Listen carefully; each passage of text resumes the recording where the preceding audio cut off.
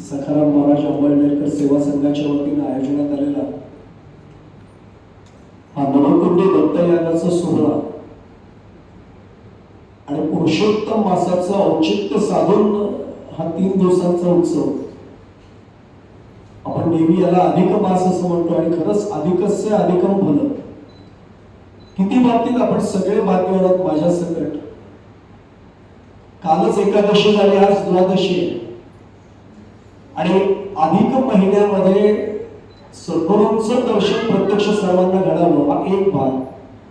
प्रत्यक्ष प्रसाद महाराजांचं दर्शन आज आपल्या सर्वांना झालं. माझ्या सकट आपण सगळे भाग्यवान आहोत एक भाग. ज्या पांडुरंगाचं दर्शन घ्यायला सगळे आतुरलेले असतात त्या पांडुरंगाने प्रत्यक्ष आपल्याला इथे येऊन दर्शन दिलंय. म्हणजे मला संत जनाबाईंचा तो चरण आठवतो की आम्हाला एरवी वारी करून पंढरीनाथाचं दर्शन घ्यायला जावं लागतं, पण जनाबाई एका अभंगात देहाचा पालट विठोबाची भेटी चर लवणा गाठी पणवली ठेवी, त्या अभंगाच्या अंतिम चरणात जनाबाई असं म्हणाल्या, नामयाचे जनी आनंद पै झाला भेटावया आला पांडुरंग. सज्जनो, आमचा अधिकार जनाबाईंच्या सारखा नाहीये मान्य आहे, पण तरी देखील महाराजांच्या कृपेमुळे भेटावया आला पांडुरंग एक आमच्या बाबतीत घडले. आम्हाला नाही जावं लागलं पांडुरंगाचं दर्शन घ्यायला, पण मला सुरुवातीला सांगायचंय की महाराजांच्या कृपेने भेटावया आला पांडुरंग. आम्हाला पांडुरंग प्रत्यक्ष दर्शन घ्यायला इथे आला हे आमचं परम भाग्य. त्यामुळे खऱ्या अर्थाने अधिक महिना सार्थ झाला. अधिकस्य अधिकम फलम हे खऱ्या अर्थाने आम्ही आज आनंद हा उपभोगतोय. त्यामुळे याच्या बाबतीत बाकी अजून काय बोलू. जो निरूपणासाठी अभंग घेतलाय त्याच्याकडे वळण्यापूर्वी मुद्दामून नवकुंडी दत्तयाग इथे सुरू आहे. यज्ञ संस्था ही आपल्यासाठी सर्वाधिक महत्वाची. त्यामुळे मला थोडस 5 मिनिटं मी त्याला प्रस्तावना म्हणतात, आमच्या संप्रदायामध्ये त्याला परिहार देणं म्हणतात वारकरी संप्रदायामध्ये. तो परिहार मुद्दामून असं देतो किंवा प्रस्तावना अशी मांडतो की यज्ञ मुळामध्ये आमच्या संस्कृतीचा गाभा आहे. केवळ दत्तयाग करायची परंपरा आहे म्हणून दत्तयाग नाहीये. तो दत्तयाग का केलाय, आम्ही यज्ञ का केला तेही आम्हाला समजलं पाहिजे. मुळात यज या धातूपासून तो यज्ञ शब्द आला. अर्पण करणं, खरं तर मी त्याच्याही पेक्षा पलीकडे समजतो समर्पित करणं हा त्यातला भाव खरा महत्वाचा आहे. मी नेहमी सांगत असतो, कात्यायन श्रौत सूत्रात एक वचन आलेले, उक्ती आलेले, द्रव्यम देवता त्याग. यज्ञाशी 3 घटक संबंधित. एक द्रव्य म्हणजे फक्त पैसा नाही बरं का, वेगवेगळ्या प्रकारचं द्रव्य, आणि देवतेचा संबंध ते अधिष्ठाने, आणि त्याग भावना आमची त्यातनं विकसित झाली पाहिजे हा त्यातला एक महत्वाचा भाग आहे. त्यामुळे निसर्गातल्या विविध देवतांना हवी अर्पण करणं हा यज्ञाचा एक महत्वाचा भाग आहे. आपल्या भारतीय संस्कृतीचा जर पिता कोणी म्हटलं तर तो यज्ञ आहे. त्यामुळे तोही एक महत्वाचा भाग आहे. याच्याही पलीकडे जाऊन सांगतो, आपल्याला हा कधी लक्षात येत नाही भाग आपण परंपरा म्हणून यज्ञ करत असतो. यज्ञाची आजच्या काळामध्ये सर्वाधिक गरज आहे. कारण मी आता एवढं वाटलं, हे सगळं माझ्यासाठी, हे सगळं माझ्यासाठी. यज्ञामध्ये मुळातच समर्पणाची भावना, आपोआप संस्कार वाढीला लागतो. आणि जर हा संस्कार जगभरात पोहोचला तर आज जे जगाचं चित्र दिसतंय ना, आता उल्लेख जरा पण सांगतो, मला त्या विषयावर बोलायचं नाही, पण दर आठवड्याला कुठल्या ना कुठल्या युद्धाविषयी मला लिहावं लागतंय. सगळी युद्ध तेव्हा थांबतील जेव्हा समर्पणाची भावना निर्माण होईल, ती जोपासली जाईल, तो संस्कार हिंदुस्थानमधनं सर्व देशांपर्यंत पोहोचेल, त्यावेळी हे होईल. म्हणून आहुती देताना इदन्न मम असं म्हटलं जातं, हे माझं नाहीये. ही भावना, हा संस्कार त्यातला सर्वात महत्वाचा आहे. म्हणून यज्ञ संस्थेला हा सर्वात महत्वाचा भाग आहे. बाकी सोडून द्यावं सगळ्यांना, तुम्हाला मला नाही, समजा गुरुजींच्या इतकं नाही कदाचित ज्ञान आपल्याला. मी तर नेहमी सांगतो, माझा आडनाव फक्त आलेराव पुरोहित आहे, बाकी मी पुरोहित्य नाही करत, पण आडनावच पुरोहित आहे माझं. पण तरी सांगतो आपल्याला निदान एवढा तर भाग त्या याच्याशी आपल्याला, ज्याला आपण काय म्हणू, वेदांशी किंवा श्रुतींशी संबंधित नक्की माहिती आहे. यज्ञेन यज्ञ वैजंत देवास्थानी धर्माणी, हे तर नक्की माहिती आहे ना आपल्याला. या भागातनं आम्हाला लक्षात असेल की इदं न मम म्हणत मला सर्व द्यायचंय, ही सवय, हा संस्कार माझा हा रुजला पाहिजे. हा त्यातला एक महत्वाचा भाग आहे. भगवद्गीताही काढून पहा, द्रव्य यज्ञ, तपो यज्ञ, योग यज्ञ, तथा परे स्वाध्याय ज्ञान यज्ञाश्च यतय संक्षिप्त वृत्ता, हे म्हटलेलंच आहे. त्यामुळे भगवंताला सर्व समर्पित करणं हे ज्यावेळी मला जमेल त्यावेळी खऱ्या अर्थाने मी भक्तीच्या एका विशिष्ट पातळीपर्यंत एका विशिष्ट स्तरापर्यंत हे जाईन एवढं नक्की लक्षात ठेवायचं. मला विषय वेगळा मांडायचा म्हणून मी या यज्ञ संस्थेत फार नाही तिथे वेळ घालवणार, पण आपल्याला मुद्दामून सांगतो भगवद्गीतेचा संदर्भ आलाय म्हणून सांगतो. यज्ञानाम जप यज्ञोस हे प्रत्यक्ष भगवान गोपाल कृष्णाने देखील म्हणून ठेवले. हा व्यापक अर्थ कळला आपल्याला की बाकीचा भाग आपल्याला समजायला निश्चितपणाने मदत होईल. त्यामुळे एवढं निश्चित आहे की आज महाराजांच्या कृपेने आपल्याला हा संस्कार इथं दृढ झाला. परवा पूर्ण होती, आज दत्तयज्ञाचा प्रारंभ झालाय. पण या निमित्ताने महाराज आम्हाला काय सुचवतात हेही समजलं पाहिजे की भक्ती करायची, ती नामभक्ती आमची मान्य आहे, सगळं मान्य आहे, पण आम्हाला हे करताना इदं न मम ही आमची वृत्ती तयार होणं, ही आमची संस्काराची वृत्ती भक्कम होणं, हा या यज्ञ संस्थेच्या मागचा खरा हेतू आहे. हे न विसरता आपल्याला निश्चितपणाने चिंतन करायचं. थोडासा वेळ आपल्याला जेवढा उपलब्ध आता होईल त्याच्यामध्ये चिंतन मांडण्याचा आपण प्रयत्न करू. आणि नेहमी मी सांगत असतो 2 मर्यादा असतात वक्त्याला. एक वेळेची मर्यादा असते. मी नेहमी सांगतो कृपावंत होऊन 5 मिनिटं मला वाढवून द्याल, पण बुद्धीची मर्यादा आलेली या जन्मात जेवढी सद्गुरु कृपेने मिळाली आनंदराव त्याच्यापेक्षा बुद्धीची मर्यादा काय वाढणार नाही, त्याला काय इलाज नाही. त्यामुळे सद्गुरूंनी दिलेल्या बुद्धीचा उपयोग करून जेवढं काही त्यांच्या कृपेने मांडता येईल तेवढं चिंतन मांडूया. जाणीवपूर्वक नाम करा. आपल्या सगळ्या भक्ती मार्गाचा आत्मा जर काही असेल तर तो नाम आहे. किंबहुना स्पष्ट सांगू या कलियुगामध्ये नाम याच्याशिवाय आम्हाला सोपं साधनच कुठलं उरलेलं नाही. आणि म्हणून मी चिंतनासाठी अनेक खरं तर ओवी घेऊ शकतो आपण. अगदी नामाची या सहस्त्रवरी नावा या अवधारी सजून या संसारी तारून झालो 12 वाद्य सगुण भक्ती योगातला काढून माऊलींनी फार त्याच्यावर छान भाष्य केले. तरी सुद्धा मी जाणीवपूर्वक आज विश्ववंद्य जगद्गुरु संत श्री तुकाराम महाराजांचा सहसा फारसा चर्चेला कोणी न घेणारा, निरूपणाला न घेणारा एक अभंग जाणीवपूर्वक आपल्या समोर मांडतो. एकदा अभंगाचे शब्द पाहूया आणि मग त्याच्यात जेवढा सद्गुरु कृपेने प्रवेश करता येईल, जेवढं विरमता येईल, त्याच्यात चिंतन मांडता येईल तेवढा प्रयत्न त्यांच्या कृपेने करूया. तुकाराम महाराज आम्हाला सांगतात नाम गोड पुरे गोड सकळ आहे. नाम गोड आहे, नाम गोड आहे. आणि काय होतं त्याच्यामुळे पुरे गोड सकळ आहे. गोड याचा इथे अर्थ इच्छा असा, सर्व इच्छा तुमच्या पूर्ण होते. मला त्याच्यावर फार भाष्य आता करायचं नाही, पण तरी सांगतो सर्व इच्छा म्हणजे ज्या आम्हाला वाटतात त्या इच्छा नाही बरं का. माझा बदला, माझी गाडी आली, या इच्छा सुद्धा ते पूर्ण करतात बरं का. पण स्पष्ट सांगतो आपल्याला जेव्हा अध्यात्मात आपण थोडं जरी त्यांच्याच कृपेने स्थिरावतो ना तेव्हा लक्षात येतं या इच्छा सर्व व्यर्थ आहे. कोणती खेळणी आहेत आमच्या हातात. बाळ जसं रडत असतं ना त्या रडणाऱ्या बाळाच्या हातात आई हळूच खोलखोला ठेवून जाते, थांब थोडं स्वयंपाक झाले खेळत बस. तसं गाडी बंगला या इहलोकातल्या ज्या काही बाकीच्या सुखसुविधा आहेत या भगवंत आम्हाला देतो, सद्गुरू आम्हाला देतात, पण ते आमच्यासाठी खेळणी आहे. त्यात रमायचं का आम्हाला आईच पाहिजे हा हट्ट धरायचा आहे आपल्यावर.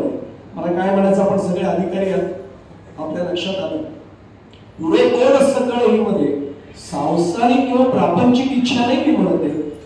पुढे कोण सगळं ही तुकाराम महाराज सांगतात. आणि एक सांगू आपल्याला तुकोबांचा अभंग मी नेहमी सांगतो की तुकोबांचा अभंग याचा अर्थ काळ्या दगडावरची पांढरे अनुभवे आले अंगा ते या जगात येत असत. आपण ते स्वतः कीर्तनकारच आहेत माझ्यासाठी, माझं भाग्य करतो त्या समोर ऐकायला असे अनेकही असेल, पण माझा सगळ्यांची परिचय नाही. अनेक कीर्तनकार प्रवचनकारही समोर आहेत. गुरुजींचाही मगाशी मला परिचय झाला. माझं भाग्य गुरुजी आपल्यालाही वंदन लागते, सादर वंदन. पुढे कोण सगळं ही याचा अर्थ लक्षात आम्हाला आला पाहिजे की व्यवहारातल्या इच्छा नाही मागायच्या. मी एक सांगूच पुढे जाण्यापूर्वी मला त्या विषयात थांबायला वेळ नाही होणार. समजा मी मागितलं तर ते गाडी देतील सुद्धा, त्या गाडीचा आनंद मी घेईन सुद्धा, पण मी जेव्हा थोडे दिवसांनी 1-2 महिन्यांनी बघून गाडीचं काम निघायला लागतं मग आम्हाला मन खट्टू व्हायला लागतं. या सगळ्या प्रापंचिक इच्छा ज्या आहेत ना या कधीही परिपूर्तीचा आनंद देऊच शकणार नाही. पण एकदा त्यांचाच साक्षात्कार झाला, त्यांचं दर्शन घडलं, आता मिळवायचं काय बात. कृतकृत्य झालो, इच्छा केली ते पावलो. इथपर्यंत आम्हाला पोहोचायचं असेल तर त्याला म्हणतात पुरे कोण सगळे. चिंतन करत जाऊया आपण नंतर पुढे. लगेच तुकोबरा पुढे सांगतात कारण गोड आहे म्हटल्यानंतर रस आला तिथे. लगेच तुकाराम महाराज आम्हाला सांगतात, रसना येरा रसा विटे. रसना म्हणजे जीभ, इतर रसांना जीभ विटते. आजही आपण पाहिलं असेल ना, जिलबी होती, ज्यांना ज्यांना मधुमेहाचा त्रास नाही त्यांनी जिलबी खाल्ली. किती खाऊन खाऊन खाणारा माणूस, एक खाईल, दोन खाईल, चार खाईल, शेवटी कोणीतरी आग्रह केला घ्यावं, आपण म्हणतो नाही आता बस. रसना येरा रसा भेटे, अन्य रसांना ही जीभ शेवटी भेटते, बस झालं म्हणते. पण याच्या बाबतीत होतं का असं, रसना येरा रसा भेटे, याच्या बाबतीत इतकं वेगळं आहे की ती अजून अजून घेता अधिक होते. या नामाची बळी एकदा लागली ना, इथे जे जे नामधारक बसले तर त्या सर्वांना हा खात्रीचा भाग सांगतो. सुरुवातीला मला खरं म्हणजे तुलना नाही करायची, पण ज्यांना आपण भाषा प्रभू म्हणायचो असे राम गणेश गडकरी, त्यांचं एक नाटक येऊन गेलं होतं पूर्वी, आणि ते व्यसनमुक्तीसाठी नाटक होतं, एकच प्याला. जुन्या पिढीतल्या प्रत्येकाने ते नाटक नक्की पाहिले. त्या नाटकाशी आपला अध्यात्माचा काही संबंध नाही. अध्यात्माचा संबंध एवढाच असेल की व्यसनमुक्ती होते, एवढाच फक्त संबंध आहे. पण त्याच्यामध्ये सुधाकराच्या तोंडी एक वाक्य आहे. रामलाल त्याचा मेवणा दाखवलाय. सुधाकर वकील आहे स्वतः, सिंधूचा भाऊ. तो रामलाल सांगतो, सुधाकर आता तरी दारू सोड. आणि मृत्यूशय्येवर असलेला सुधाकर एक वाक्य म्हणतो, रामलाल आता खूप उशीर झालाय. अरे दारू पिणाऱ्या माणसाचे, हे ऐकून सांगतो माळकरी आहे, दारू पिणाऱ्या माणसाच्या आयुष्यामध्ये 3 अवस्था येतात. एक, पहिल्या अवस्थेत माणूस दारूला सोडत नाही. दुसरी अवस्था अशी येते की दारू माणसाला सोडत नाही. आणि तिसऱ्या अवस्थेत दोघे एकमेकांना सोडू शकत नाही. ते दारू शब्द वगळा, नाम शब्द घ्या. पहिल्यांदा अशी अवस्था येते की नाम घ्यावं लागतं आपल्याला. हळूहळू सद्गुरु कृपा अशी होते की नामच आपल्याला घ्यायला लागतं. काय म्हटलं, शब्द लक्षात आला असेल, नामच आपल्याला घ्यायला लागतं. आणि तिसरा टप्पा सुदैवाने जर त्यांची कृपा खरंच झाली तर ती अशी असते की दोघे एकमेकांना सोडू नाही शकत. आपण नामाशिवाय राहू शकत नाही, नाम आपल्याशिवाय राहू शकत नाही. आणि खरं सांगतो, आज प्रसाद महाराज ऐकत असतील त्यांना म्हणे, एवढाच आशीर्वाद फक्त सगळ्यांना द्या. इथून आम्ही जेव्हा बाहेर पडू आम्हाला आशीर्वाद एवढाच द्या, काय देऊ नका बाकीचं.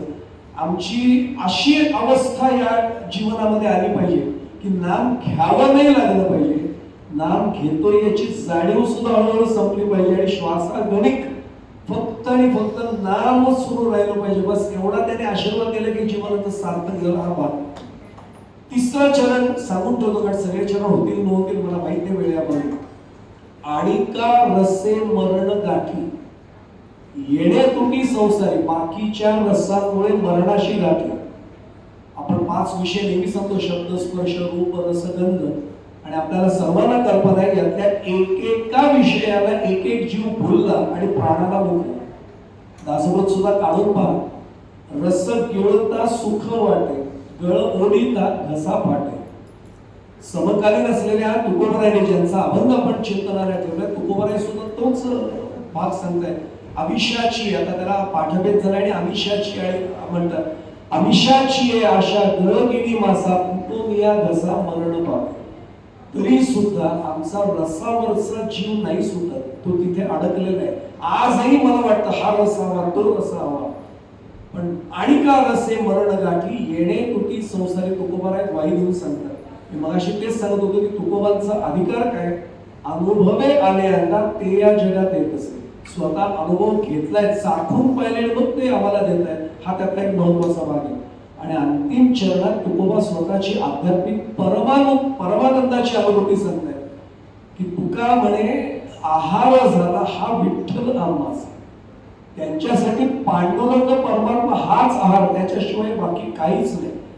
म्हणून तर आपल्या पूर्वजांची सवय आठवून बघा, जेवायला बसल्यानंतर बाकी सगळं बोलणं बंद असायचं आणि फक्त गोविंद गोविंद एवढंच फक्त चालू राहायचं. कारण प्रत्येक घास हा त्याला पोचतोय, आतमध्ये अंतस्थ हृदयस्थ परमात्मा आहे, त्याच्यापर्यंत पोचतो ही भावना असते. इथपर्यंत आम्हाला पोचायचं. थोडं चिंतन करायला सुरुवात करूया. तुकाराम महाराज आम्हाला नामभक्तीकडे वळवतात. महाराजांचा आग्रह तोच तर आहे ना, भक्ती मार्गाकडेच वळवायचंय. म्हणून तर हे सगळे आटापिटा सुरू. पुढे जाण्यापूर्वी सांगू आपल्याला, मगाशी मी खूप भाग्यवान आहे, मी साक्षीदार होऊ शकलो महाराजांची तुला होत असताना. मला रावत नाही म्हणून सांगतो, महाराजांची तुला अन्य वस्तूंनी आपण करतो ते आपला एक ज्याला काय व्यवहारातला तो भाग झाला.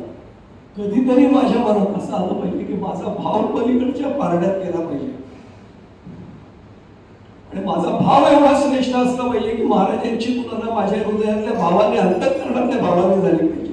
त्या दिवशी खऱ्या अर्थाने मी महाराजांची तुला केली असं मला खरं वाटलं पाहिजे. हा त्यातला एक महत्वाचा भाग आहे.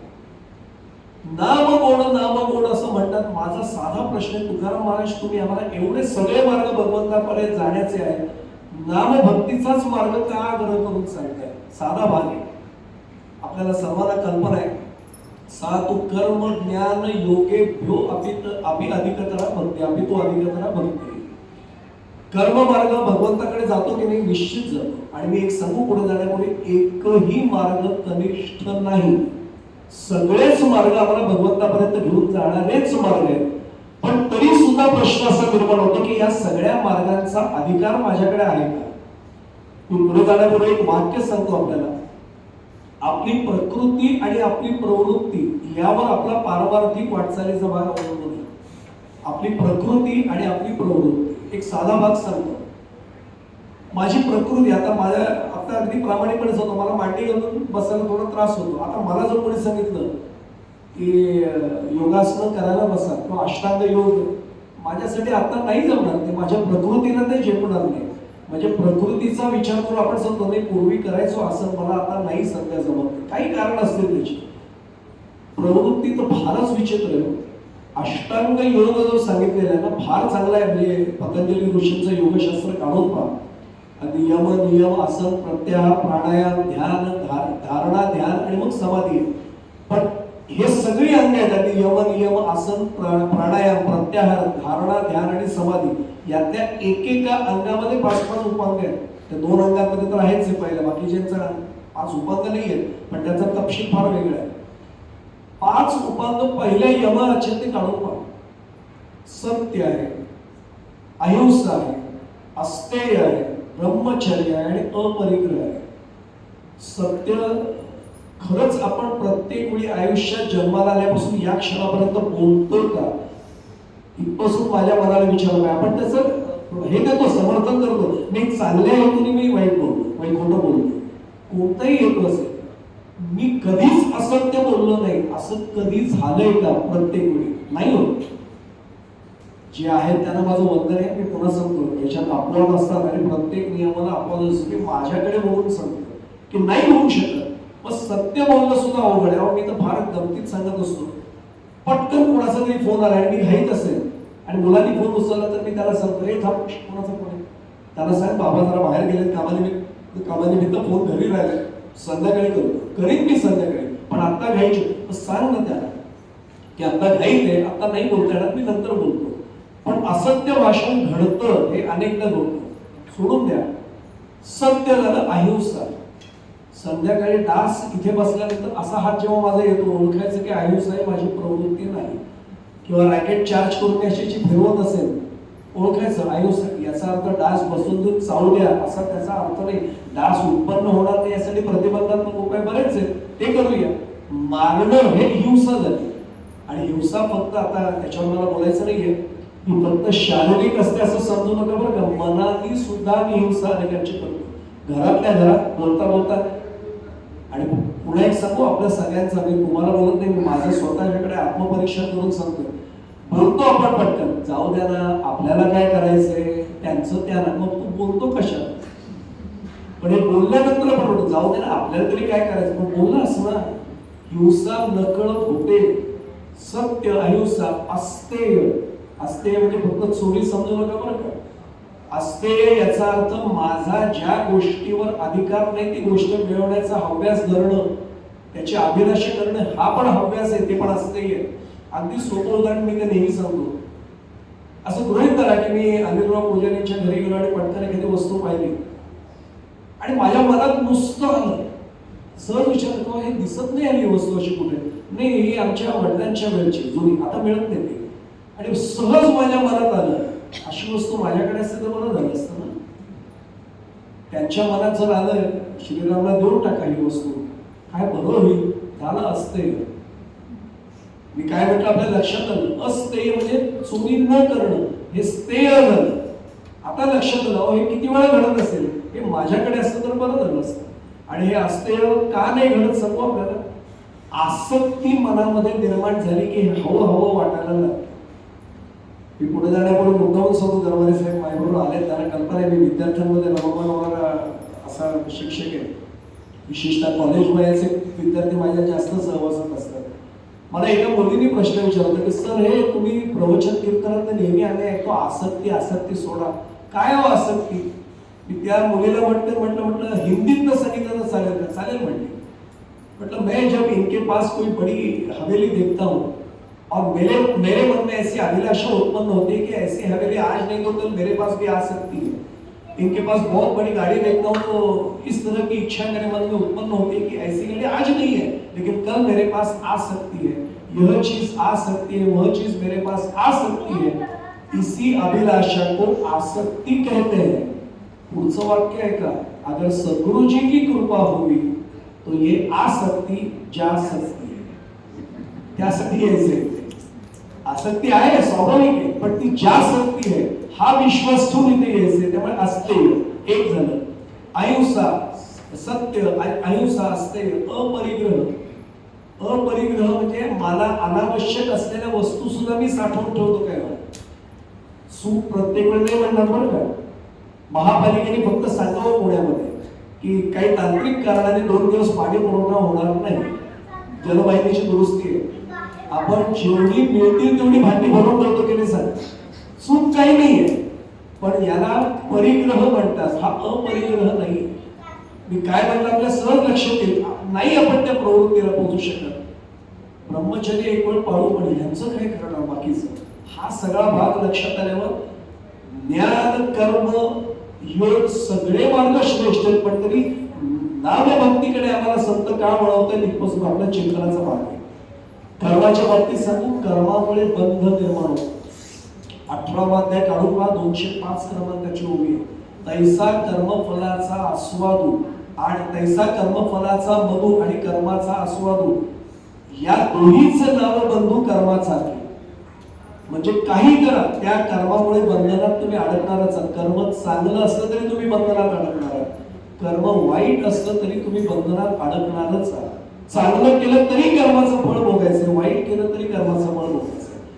तिसरा भाग सांगतो यातला. या कर्मयोगाबद्दल अजून एक अडचण आहे.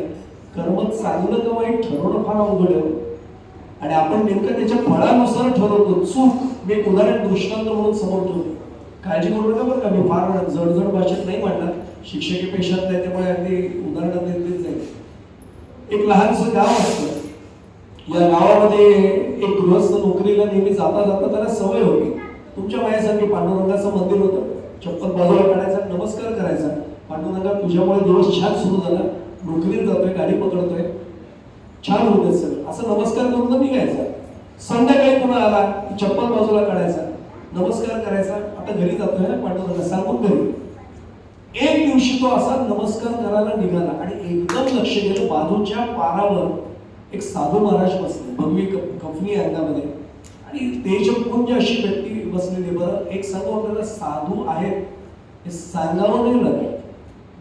मी नेहमी सांगतो, आपण नाम धारतो ते सांगावं लागतं याचा अर्थ गडबड आहे. समोरच्याला कळलं जर की अरे हा नामधारक आहे, ज्या वागण्यावरनं कळते तो ओळखायचं की आपण बरोबर. तसं मी नेहमी उदाहरण गमतीचं सांगत असतो.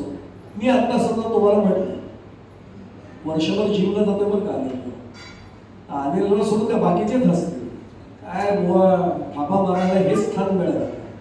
अहो मी जिमला जातो सांगूनही तुम्ही विश्वास नाही ठेवणार नाही, दिसायला पाहिजे ना काहीतरी परिणाम, नाही दिसत होतो. हा तुम्ही जर उद्या विचारलं प्रवचन सत्र काय बुवा व्यायाम जिम वगैरे नाही, सोडून द्या बरं काय, उदाहरण म्हणून समजा दृष्टांत म्हणून, तर मी समजायचं की माझा मार्ग बरोबर चाललाय. नाहीये याचा अर्थ मला सांगावं लागतंय. तसं घडलं पाहिजे. आम्हाला कळलं साधू आहे, तेजस्वी संन्यासी आहेत फार मोठे. नमस्कार केला, महाराज नमस्कार स्वीकार. ते ध्यानस्थ होते त्यामुळे त्यांनी काहीच बोलले नाही. पूर्ण ध्यानयोग समाधी अवस्थेतच होते, बोलले नाही काही नाही. आपला नमस्कार केला मौनाने, निघाले. उत्सुकता होती. संध्याकाळी पुन्हा नमस्काराला आले, मध्ये तुझं साधू महाराज त्याच अवस्थेत बसले जे सकाळी होते तसे. पुन्हा हात सोडले. महाराज असोचे असे बसलं, पाय तरी बदला. काही बोललं कारण ते समाधी अवस्थेतच होते. धावत धावत घरी गेले. पत्नीला असं वेळ होते की नवरा कामावून आला की चहा पटकन द्यायचा. तिने सांगितलं चहा नाही दिलास तरी चालेल, भाकरी तयार. ती म्हणजे भूक लागली, मला नाही असं असं. ती पण माळकरी होती, ती पण म्हणली अरे वा छान योग आहे, लगेच वाढते का. एक भाकरी कांदा काय असेल ती चटणी वगैरे दिली. साधा माणूस होता पण भाव त्यातला महत्वाचा आहे. शेवटी देव भावाचा मुखला दास सेवकाचा झाला. ताट घेतलं वरती, केळीचं पान ठेवलं, नैवेद्य समर्पित केल्यासारखं आला. मंत्र वगैरे काही नियम प्राणायाम काही म्हणताच येत नव्हतं, पण नुसतं मनाने असं ठेवलं. महाराज सकाळपासून असेच बसले, नैवेद्य तुमच्यासाठी ठेवलं. ते जी काही पत्रावळ असेल काय असेल ते ठेवली बाजूला. घरी गेला. काय वाटलं कोणास तो घ्यायला की महाराज असे बसले सकाळपासून, त्यांचे पाय दुखलेच ते अवघडलेच नाही. बायकोला सांगितलं स्वतःचं जीवन झालं साजूक तूप देईल का वाटीमध्ये. वाटी घेतली साजूक तूप अशी धावत धावत आली. महाराजांनी बघितलं पण नव्हतं त्या पानाकडे, तसेच त्याच अवस्थेत बसले. काय समाधी असेल विचार करा. आजही अशा अवस्थेला पोचलेले अनेक सिद्ध पुरुष आहेत. माझ्यावर विश्वास ठेवा. महाराजांच्या साक्षीने आणि पांडुरंगाच्या साक्षीने सांगतो आहेत. आम्हाला त्यांचं दर्शन घडत नसेल तर आम्ही दुर्दैवी. त्यांनी पायाला फक्त त्या साजूक तुपाने असं ते ज्याला आपण काय म्हणू मॉलिश करणं म्हणा काही म्हणा की महाराजांचे पाय अवघडलेले करूया, हे सगळं केलं. आता मला सांगा हे कर्म घडलं, हे कर्म कोणत्या हेतूने केलं होतं, चांगल्या का वाईट. महाराजांना आराम मिळाला म्हणून केलं होतं, चांगलाच हेतू होता. पण गंमत अशी झाली की त्या पारावर मुंगळे लाल मुंगे अशा फिरत होते आणि त्यांना त्या साजूक तुपाचा वास आला. सगळ्या मुंग्यांनी झाडाचा तो बंध सोडला आणि महाराजांच्या पायाकडे आले. महाराजांच्या पायावर सगळ्या मुंग्या जमा झाल्या, चावायला सुरुवात झाली. मला सांगा कर्म चांगल्या हेतूने केलं होतं, फळ काय मिळालं फक्त विचारात घेऊन ठेवा. समोर नेमके पारावर दुसऱ्या पारावर टवाळखोर त्याला पण पैठणचे मगाशी पण माझं कोणाचं तरी दर्शन झालं पैठणून आलेल्या व्यक्तीचं. मी त्यालाही म्हटलं तुम्हाला नमस्कार केला, नाथांना नमस्कार माझा पोहोचला. पैठणला असं वर्णन आहे महाराज नाथ महाराजांच्या काळात, शांतीप्रभू एकनाथ महाराजांच्या काळात कुचाळ कट्टा होता. तिथे काही युवक बसलेले होते. टाइमपास ज्याला करणं आजच्या परिभाषेत म्हणतात. आणि सहज कोण रे हा संन्यासी, आपल्या गावात नाही का. कोणी म्हणजे जय भाऊ कधीच नाही पाहिलं. हे ऊस खात होते. जुन्या काळची गोष्ट आहे त्यामुळे ऊस दाताने चावायची स्थिती होती. आता वर्णन केलं तर ते फार कठीण वाटतं लोकांना, पण पूर्वी अशी कसाकस ऊस चावून खायची. ऊस चावून झाला की तो चोथा, त्याला करवा म्हणा चोथा म्हणा असं सवय त्यांच्या पायाकडे फेकायला लागले खूप सिरपणे. पण संन्यासी बसलाय कोण असतो. मला सांगा हे कर्म चांगल्या हेतूने होतं का वाईट हेतूने होतं. वाईट हेतूने होतं. पण त्या साजूक तुपाची आता भूक त्यांची भागली होती. आता उसाच्या त्या चोथ्यामध्ये सुद्धा साखरेचा शर्करेचा अंश असतो. आता त्यांनी महाराजांचे पाय सोडले मुंग्यांनी आणि त्या उसाच्या त्या चोथ्याकडे आले. कर्म वाईट हेतूने केलं होतं पण महाराजांचे पाय मुंग्यांनी सोडले. आपण कर्माच्या फळाचा नाही विचार करायचा, कर्म चांगल्या हेतूने करतो एवढंच फक्त बघायचं. मग लक्षात आलं कर्मण्य वाधिकार असते महाफलेषु कदाचित. आता लक्षात आलं. पण या कर्माचा बंध निर्माण होतोच म्हणून कर्मामध्ये न अडकता आपल्याला पुढच्या मार्गाकडे जायचं एक मार्ग. मग ज्ञान पुढचा मार्ग आहे ना. ज्ञान मार्गाने सुद्धा पांडुरंगापर्यंत सद्गुरूंपर्यंत पोहोचता येतं. पण ज्ञानाला जर भक्तीचा ओलावा नसेल तर अडचण अशी निर्माण होते की त्यातनं अहंकार निर्माण होतोच. पुढे जाऊन आपल्याबद्दल कशाला बोलू. आता अहंकार नावाचा राक्षस इथे आला ना या सभागृहात, तो तुम्हाला नाही म्हणणार, बोलणारा बुवा कुठे म्हणेल त्याच्याच मांडीवर जाऊन बसू. आपलं हेच गेलं एक म्हणेल. मी काय म्हणलं लक्षात आलं सर, कारण 4 प्रवचनं 4 कीर्तनं झाली ना की ते डोक्यात येतच. ते मी नेहमी आवर्जून आपण हे सांगतो की मला एका मुलीनेच तो प्रश्न विचारला, 12वीच्या मुली वगैरे फार प्रश्न विचारला, डोक्याला तुम्ही कीर्तनाच्या वेळी फेटा का बांधता किंवा पगडी का घालता. काय उत्तर डोक्याला म्हटलं तू किती ऐकले. ते म्हणजे मी ऐकायला जात नाही पण मी बघितलेत म्हणजे असं. म्हटलं सोपं सांगू का. हो सोपं सांगा म्हटलं एक आहे कीर्तनकार गादीवर उभं राहिले की सगळ्यांना सांगतो डोक्यात अहंकार राहू नये. पण याचाच अहंकार 2 तासात उफळून वर यायला लागतो, तो येऊ नये.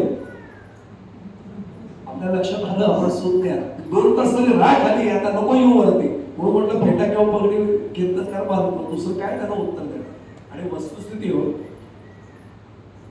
श्री महाराज आमचे कुंडलेकर महाराज एक छान वाक्य वापरायचे, नाम साधनेचा सुद्धा हळूहळू साधकाला अहंकार पहिल्या टप्प्यात येऊ लागतो. मी कुणी आलं की सांगतो, आनंदराव 3 माळा केल्याशिवाय पाणी नाही पित आपण. या वाक्यातनं काय प्रकट होणं लक्षात आलं असेल. सद्गुरूंनी यासाठी मला साधना दिली का, अहंकार गळावा यासाठी साधन आहे. आणि आम्ही काय सांगतो, 3 माळा केल्याशिवाय पाण्याचा भेद नाहीये, इथपासून गडबड सगळी सुरू होते. म्हणून आपल्या लक्षात आलं असेल की ज्ञानाला जर भक्तीचा ओलावा नसेल तर अहंकार निर्माण होतोच. म्हणून आम्हाला नाथ महाराजांचा चरण माहितीये, भक्ती प्रेमा विण ज्ञान नको देवा, अभिमान नित्य नवा तया माझी. आणि अभिमान आला की काय होतं, अभिमान अहंकार आला की नरकामध्येच जावं लागतं. तुका म्हणे नरकी घाली अभिमान, जरी होय ज्ञान गर्व ताटा, किंवा तिळमात्र जरी होय अभिमान, मेलो तो समान भारत. म्हणून एवढा सुद्धा अभिमान सद्गुरूंना सहन होणार नाही हे लक्षात ठेवून आपला मार्गक्रमण झालं पाहिजे. मी सोपं उदाहरण ठेवतो, सुई घेतली आणि त्या सुईच्या नेड्यातनं मला दोरा टाकायचा आहे त्याच्यात. हल्लीच्या पिढीला आता ती सवयच तुटली बरं का. माझ्या लहानपण माझं ज्यांच्याकडे गेले असे माझ्यापेक्षा 2 दादा ताई इथे बसले, त्यांना माहिती आहे आमच्या वेळेची आईची परिस्थिती कशी होती माहिती का. बटन तुझं आहे, शर्ट तुझं आहे, बटन तुटले, ओवायचे तू. आम्ही सुरुवातीला कंटाळा करायचो, ते ओवता येत नाही, ओवता येत नाही कसं काय वेगळं करायला लागतं, बघ करायलाच लागायचं. आता बदलापूरला मी जिथे क्लास घ्यायला जातो तिथल्या एका मुलाला सहज विचारलं, म्हटलं अरे असं बटन आम्ही घरी शिवायचो, म्हटलं तुम्ही काय करता. नाही म्हणे 1-2 बटन तुटले की तो शर्ट गेल्या कामात कसं समजायचं. हे पहिलं वाक्य. Use and throw. आता कल्चरच आता बदललं आता, हे मला माहित नव्हतं त्यावेळी. आणि म्हटलं नाही आईने सांगितलं करायचं. टेलर का शिवून देतात, बटन शिवायला सुद्धा टेलर का काय. आमच्या वेळी आईने सांगितलं असतं वापरू नको शर्ट, आता तसं बिन बटनाचा जा, पण तुला दुसरं कोणी नाही करू देत, तू लाव, आलं पाहिजे. आणि याच्यात काही हुकुमशाही नव्हती, आलं पाहिजे ना आपलं काम आपल्याला. पण आता तो सुईमध्ये दोरा होतच येत नाही. दृष्टीचा परिणाम नाही बरं का, सवयच नाही. माऊली आमच्या खेडेगावात तिला सगळं दोरा होऊन द्या, ती काय करते मला पटकन, म्हणजे हे कळेल आपल्याला लगेच. पाणी असं हाताला करते, बोटाला हा पोला करते, तो धागा असं टोक तसं ओलं करते, लगेच जाते. अहो दोऱ्याला सुद्धा जर ओलावा मिळाला तर सुईच्या नेड्यातनं आरपार जातो. या साधकाला जर सद्गुरु कृपेने भक्तीचा ओलावा मिळाला ना की या भवसागरातल्या नेड्यामधनं पार व्हायला किती वेळ लागणार. पण तो नाही मिळाला ना भक्तीचा ओलावा की तो गर्वताठा येतो, जातच नाही तो पलीकडे. त्यामुळे नुसतं ज्ञान म्हटलं अडचण होते, भक्तीचा ओलावा त्याला पाहिजे. म्हणजे भक्तीशिवाय ज्ञान व्यर्थ आहे. अर्थात उलटही सांगतो, ज्ञानाशिवाय भक्तीही व्यर्थ आहे. कारण सांगतो त्या ज्ञानाशिवाय केलेल्या भक्तीतनं भेद निर्माण होतो. मला वाटत होतं तो पांडुरंग आहे, ते सद्गुरू आहेत. कधीतरी आम्हाला असं अद्वैत स्थितीपर्यंत जायची इच्छा आहे की नाही. ते उदाहरण सांगतो आपल्याला, तुकाराम महाराजांची अभंग गाथा काढून पहा. त्याच्यामध्ये तुकाराम महाराजांच्या अभंग गाथेमध्ये एक चरण छान आलाय. पहिलाच चरण आहे त्या अभंगाचा, अद्वैतीत्व माझे नाही समाधान, गोड हे चरण सेवा तुझी. अद्वैतामध्ये मला समाधान नाही. आणि 3ऱ्या चरणात म्हटले रे, देव भक्तपण सुखाचा सोहळा ठेवणी निराळा दावी माझा. आता मी पांडुरंगापेक्षा वेगळा वाटलं तर मला पांडुरंगाची पूजा करता येईल ना. मी आता महाराजांच्या समोर आहे म्हणून मला महाराजांना दंडवत करता येतो. पण एक स्थिती आपली अशी आणून जोडतील महाराज की मला त्या क्षणाला असं जाणवेल, अरे पांडुरंग परमात्मा तिथे नाही येतो, इथे तोच. आणि मी तर नेहमी सांगतो की ज्यावेळी जन्माचं कीर्तन असतं ना, अवतारात मंदिरात नको व्हायला, इथे तो अंतःकरणात प्रकट झाला की खऱ्या अर्थाने तो उत्सव जरा साजरा होईल. एक भाग. त्यामुळे भेद नको म्हणून सुद्धा भक्तीला ज्ञानाची जोड पाहिजे. एक भाग. कर्मामध्ये आपण अडचण पाहिली, बंधात अडकतो, ज्ञानामुळे अहंकार निर्माण होतो. योगाची तर काय अवस्था सांगू. पतंजलीचं सर्वात महत्वाचं सूत्र आहे योगश्चित्त वृत्ती निरोध. योगश्चित्त वृत्ती निरोध. योगामुळे काय झालं पाहिजे, चित्त वृत्तींचा निरोध झाला पाहिजे. आता चित्त वृत्तींचा निरोध म्हणजे काय हे अनेकदा लक्षात येत नाही. मी अगदी सोपं सांगतो. आधी एक वाक्य पतंजली ऋषींचं सूत्र सांगतो. आधी पूर्ववृत्तीचा उपशम आणि उत्तर वृत्तींचा अनुदय. थोडं जड वाटेल ऐकायला आणि नेमकं प्रसादानंतर बोलतोय मी. पूर्व वृत्तींचा उपशम आणि उत्तर वृत्तींचा अनुदय, यामध्ये जो सूक्ष्म कालावधी आहे ना त्याला निरोध असं म्हणतात. आणि हा सूक्ष्म कालावधी वाढवत नेणं हा योगश्चित्त वृत्ती निरोध इथपर्यंत आपल्याला जायचं. आता ऐकतानाच किती अवघड वाटलं असेल विचार करा. मी थोडं सोपं उदाहरण देतो. समजा मी म्हटलं की ही पाण्याची बाटली, हे म्हणून झालं. आता हे वाक्य संपलं म्हणजे माझ्या पूर्ववृत्तीचा हा उपशम झाला. हा पुष्पहार आहे असं मला म्हणायचंय पण मी अजून म्हटलेलं नाही. म्हणजे उत्तर वृत्तीचा अनुदय अजून झालेला नाही. पूर्ववृत्तीचा उपशम झाला, उत्तर वृत्तींचा अनुदय व्हायचा आहे. यातल्या मधल्या कालावधीला निरोध असं म्हणतात. तर तो कालावधी वाढवत नेणं ऐकतानाच लक्षात आलं असेल. म्हणून तर आमचे माऊली आम्हाला हरिपाठात सांगतायत, प्रवचनानंतर हरिपाठच होणार आहे. योग याग विधी येणे नोहे सिद्धी, वायाची उपाधी दंभ धर्म.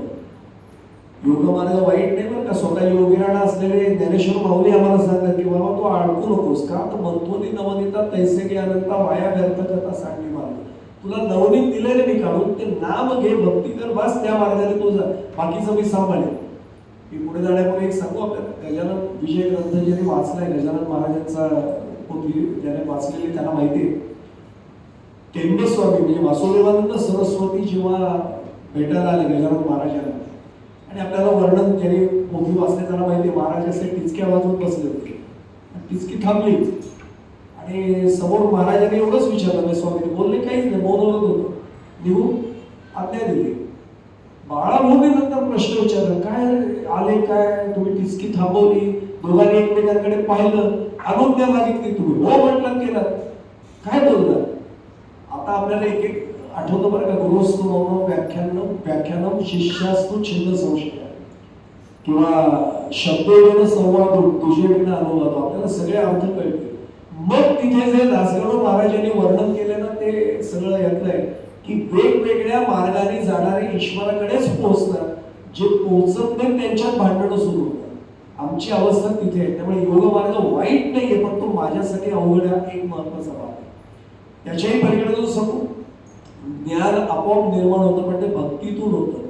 भक्तीची एक मोठी बोध काकडा ज्योती. काकडाचा ज्याला माहिती आहे त्याला कल्पना आहे. फार किचकट विषय मांडत नाही, पण मी एकच सांगतो, बाकीची सगळी साधनं साध्यापर्यंत गेल्यानंतर साधनं संपतात. भक्ती किंवा नामभक्ती मात्र थांबत नाही. मी उदाहरण सांगतो. कर्माचं फल काय? अंतःकरण शुद्धी. एकदा अंतःकरण शुद्धी झाली की कर्म थांबलं. किंवा योगाचं फल काय? चित्तवृत्तीचा निरोध. तो झाला, योग मार्ग संपला. आणि ज्ञानाचं फल कैवल्य म्हणजे मोक्ष. मोक्ष मिळाला, संपलं. पण तुकाराम महाराज त्याच्या पलीकडे गेले. मुखी नाम हाती मोक्ष, ऐसी साक्ष बहुतांश. मुखी नाम हाती मोक्ष, म्हणून तर नाम घ्या, नाम घ्या मला संत सांगतायत. मुखात नाम असलं. आता मला सांगा, मुख आहे याचा अर्थ देह आहे, हात आहे, हाती मोक्ष म्हणजे हात आहे, म्हणजे हा देह आहे. याची देही याची डोळा, आम्हाला मोक्षाची अनुभूती येऊ शकते. असा हा भक्ती मार्ग आम्हाला महाराजांनी दिला. हा त्याचा एक महत्वाचा मार्ग. मी एक सोपं उदाहरण सांगतो. आपण पुण्यातल्या मंडळींना नाही हा अनुभव येणार, पण कर्जतला येऊन बघा काही दिवस तरी. म्हणजे आता ते सुद्धा बदललं, आता सगळीकडे इन्व्हर्टर झाले, सोडून द्या. पण आम्ही ज्यावेळी पाहिलं होतं त्यावेळी कर्जतला अंधार पडला, एकदा लाईट गेले की रस्त्यावरनं फिरणं कठीण होतं. मग त्यावेळी काय करायचं, सगळे टॉर्च म्हणजे विजेरी बॅटरी ती घेऊन जायची. मला असं विचारायचं की आजच्या दिवसात सुद्धा स्ट्रीट लाईट गेलेत आणि मला रस्त्यावर दिसण्यासाठी, आणि मी मोबाईलचा टॉर्च वापरला, पण मी वापरला तो टॉर्च. तो वापरत वापरत वापरत मी कोणाच्या तरी घरापर्यंत गेलो. समजा मी यांच्या घरी गेलो आणि त्यांच्या घरात इन्व्हर्टर आहे, झगझगीत प्रकाश आहे. मला सांगा, मी आत येणारा टॉर्च सुरू ठेवेल का बंद करेल? जर मी तो सुरू ठेवले, त्यांनी मला ते बंद नाही केलं, नाही असं तर येताना मार्ग मला केवढं साधन आहे माझं. अहो साधन करायचं काय, एवढं लाईट चालू आहे आमच्याकडे, नाही तरी आता येऊन ठेवली. ते म्हणते जरा कमीच दिसते काय. आता तिथे त्याची गरज संपली ना. पण भक्तीचं मात्र तसं नाही. मी आपल्याला उदाहरण सांगू. श्री महाराजांना एकाने प्रश्न विचारला होता की महाराज, मी नाम घेतोय, तुम्ही म्हणताय की जर श्रीराम जयराम जय जयराम म्हणत राहिलो तर प्रत्यक्ष प्रभू रामचंद्रांचं दर्शन होईल. हो होईल ना म्हणते. मग त्याने विचारलं मी नाम केव्हापर्यंत घेऊ, रामांचं दर्शन झाल्यावर मी नाम घेऊ का नको. ते म्हणजे वेड्या, रामांचं दर्शन झाल्यावर तू नाम थांबवणार नाहीस, उलट दुप्पट प्रेमाने घ्यायला लागशील. कारण हा साधन मार्ग असा आहे की त्याला अंत नाही येतो, चालू राहणार आहे. हा एक सर्वात महत्वाचा भाग आहे, हेही आपल्याला निश्चितपणाने लक्षात येईल. त्यामुळे हा भाग सर्वात महत्वाचा. आता महत्वाचा भाग सांगतो की नाम गोड पुरे गोड सगळं या नामभक्तीवर का नाही. आपल्याला महाराजांची वारीमध्ये जे सहभागी झाले ना त्यांच्या डोळ्यासमोर वारीचं फक्त वातावरण आहे. जे जे खरं सांगू आपल्याला, महाराजांच्या बरोबर ज्यांची किमान एकदा वारी झाली ना ते खरंच भाग्य. म्हणजे माझा त्यालाही सगळ्यांना नमस्कार आहे. भले एक पाऊल जरी चाललेला असाल ना त्या वारीमध्ये तरी माझा तुम्हाला सगळ्यांना नमस्कार आहे. वारीचा आनंदच वेगळा आहे. आणि मी आपल्याला माहिती म्हणून सांगतो, वारीमध्ये जे कीर्तन प्रवचन होतं त्याला फडावरचं कीर्तन म्हणतात. आता या फडावर काय असते गडबड सांगू आपल्याला. वर्ण रिमझिम रिमझिम पाऊस पण सुरू असतो, खाली थोडंसं ओल असतं. घरात बसताना खुर्ची सुद्धा झटकून बसणारे आपण, पण तिथे अशा धोत्रावर सगळे असतात. पाऊस पडल्यावर काही न बघता पटकन मांडी घालून खाली बसतात, काही बघत नाही. म्हणजे आपल्याला असं आश्चर्य होतं, घरामध्ये फार मोठं फडकं वगैरे टाकून खुर्चीवर बसता तुम्ही, काही वाटत नाही. तिथे फडावरचा आनंदच वेगळा आहे. अनेक फड आहेत, आपल्याला सर्वांना कल्पना करतं. वास्कर फड आपण नाव ऐकलं असेल. वास्कर महाराजांचं नाव पुण्यातल्या सगळ्या मंडळींना माहिती आहे. त्या फडावर वास्कर महाराजांनी दिलेलं दृष्टांत आहे. आणि मी नेहमी सांगतो, ज्याचं श्रेय त्याला द्यावा, दृष्टांत माझा नाही, तो तिथे ऐकलेलं दृष्टांत आहे. वास्कर महाराजांनी दृष्टांत दिला. ते म्हणजे एक समुद्र किनारा होता. त्या समुद्र किनाऱ्याजवळ भक्ती मार्गाने जाणारा एक नामधारक आणि योग मार्गाचा प्रचंड अधिकारी, प्रचंड म्हणजे सिद्धावस्थेला पोहोचलेला असा तो योग मार्गाचा सिद्ध पुरुष, दोघे समोरासमोर आले. आता मी भास्कर महाराजांच्याच परिभाषेत तो सांगतोय. दोघे एकमेकांना भेटले, एकमेकांना म्हटले जय हरी. संप्रदायाची मंडळी बसले, त्यांना लक्षात येईल जय हरी. एकमेकांना म्हणायची दंडवत जय हरी, हे त्यांना म्हटले जय हरी. तो नामधारक अगदी साधा होता हो बिचारा. योगी राजा जो होता तो म्हटला महाराज तुम्हाला मला भेटायचंच होतं. तो म्हटलं उलट का बोलताय, मला तुम्हाला भेटायचं होतं, मला तुमचं दर्शन घ्यायचं होतं, मी तुमच्याबद्दल बरंच काही ऐकलं. नाही ऐकलं वगैरे ते नंतरचा भाग आहे, मला तेच तुम्हाला सांगायचं.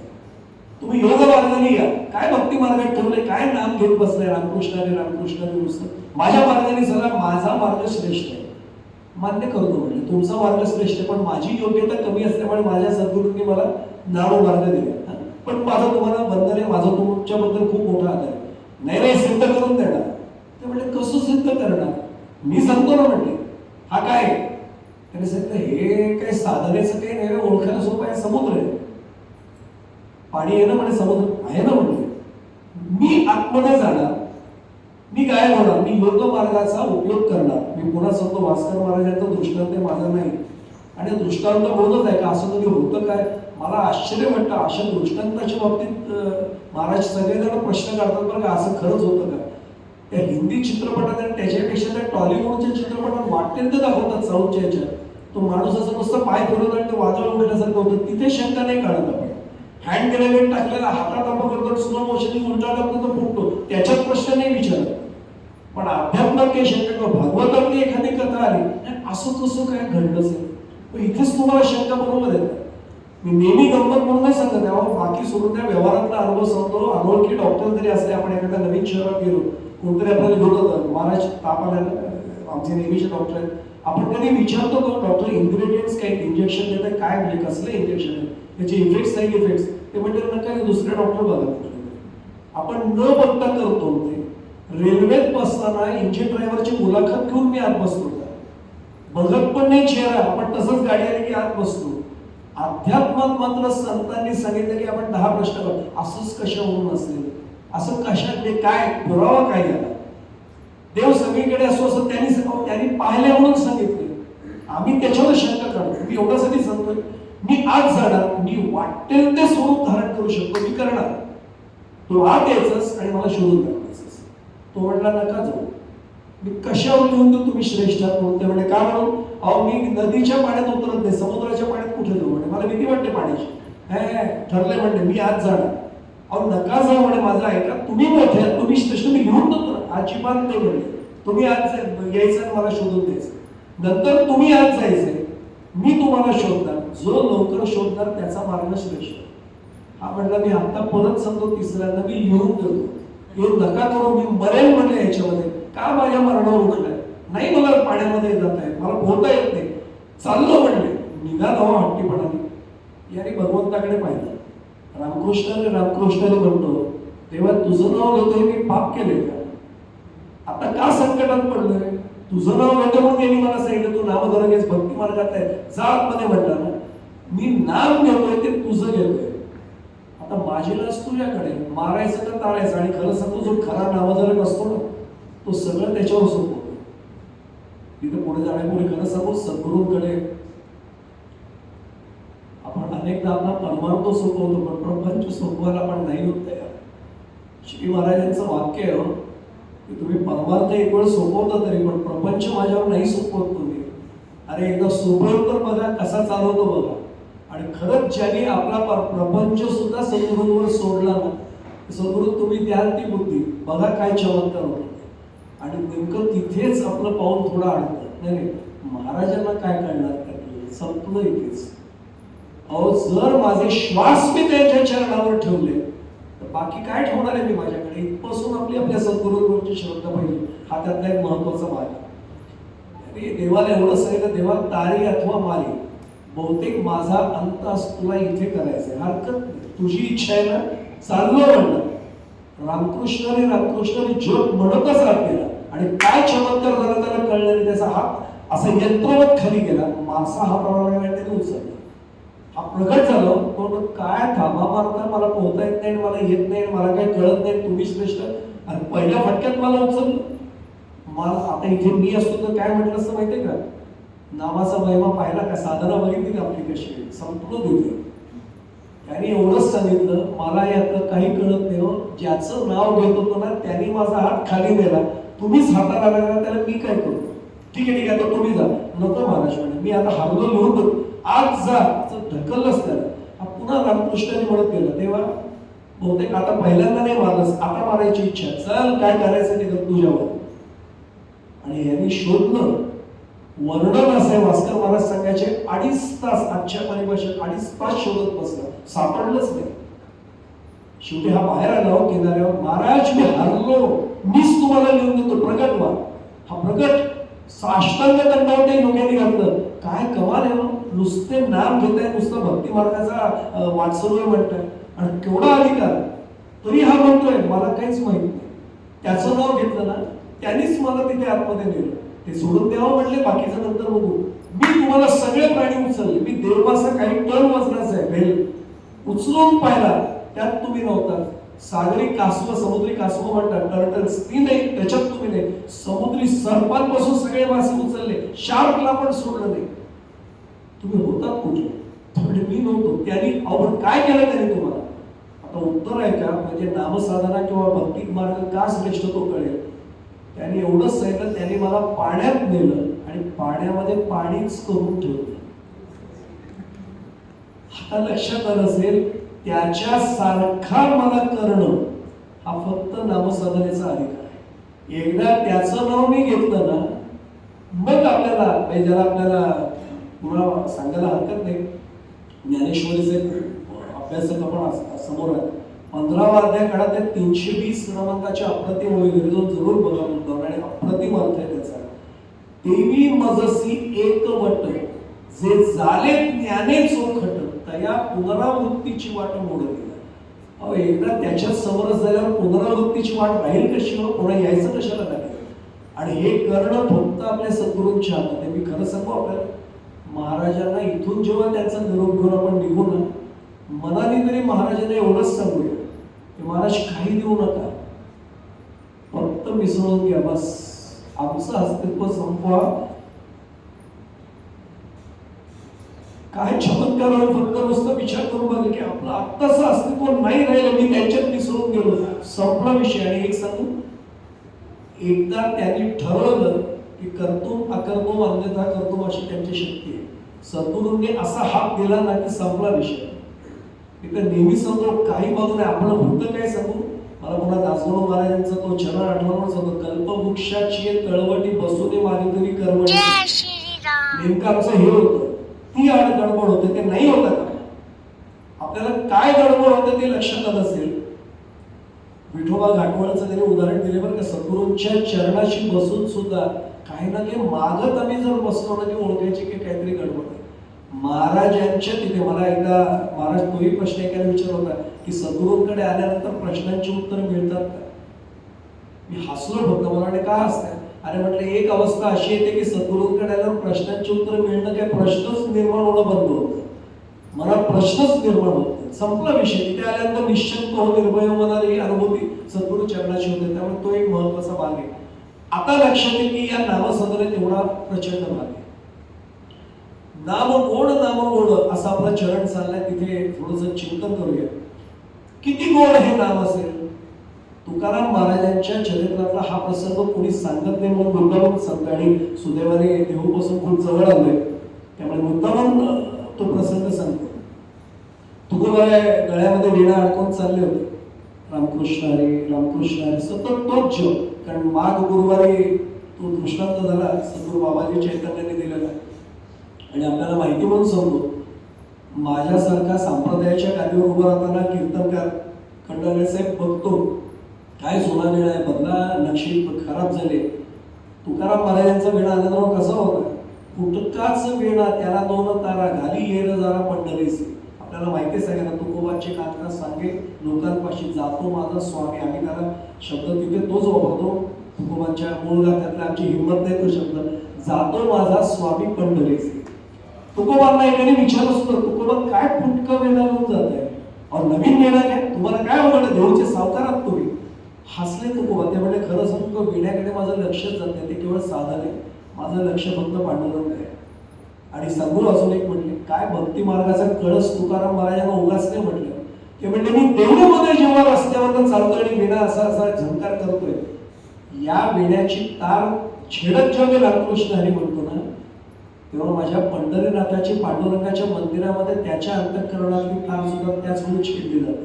काय भक्तीचा कळस आहे. आम्ही केवळ बाकी लौकिक अर्थ बघतोय नाही कशात काही ठेवलं. तुकोबा येत होते असेच रामकृष्ण हरी आणि एका शेताच्या मालकाचं लक्ष केलं आणि एकदम तो म्हणला अरे तुकोबा बरेच सापडले.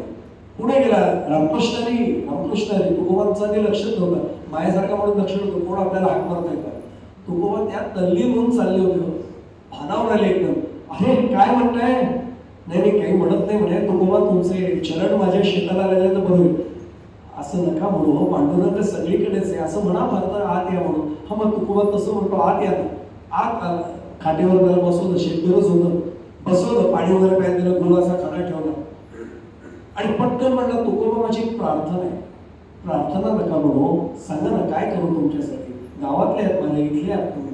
नाही तुकोबा एक माझी इच्छा आहे की आज तुम्ही माझ्या शेतात मुक्काम करा. काय करायचे म्हणले तुम्ही माझं एक काम करा. तुकोबा हसले. ते म्हणजे माझी पत्नी पण माझ्यावर विश्वास ठेवते मी काही काम करेन म्हणून.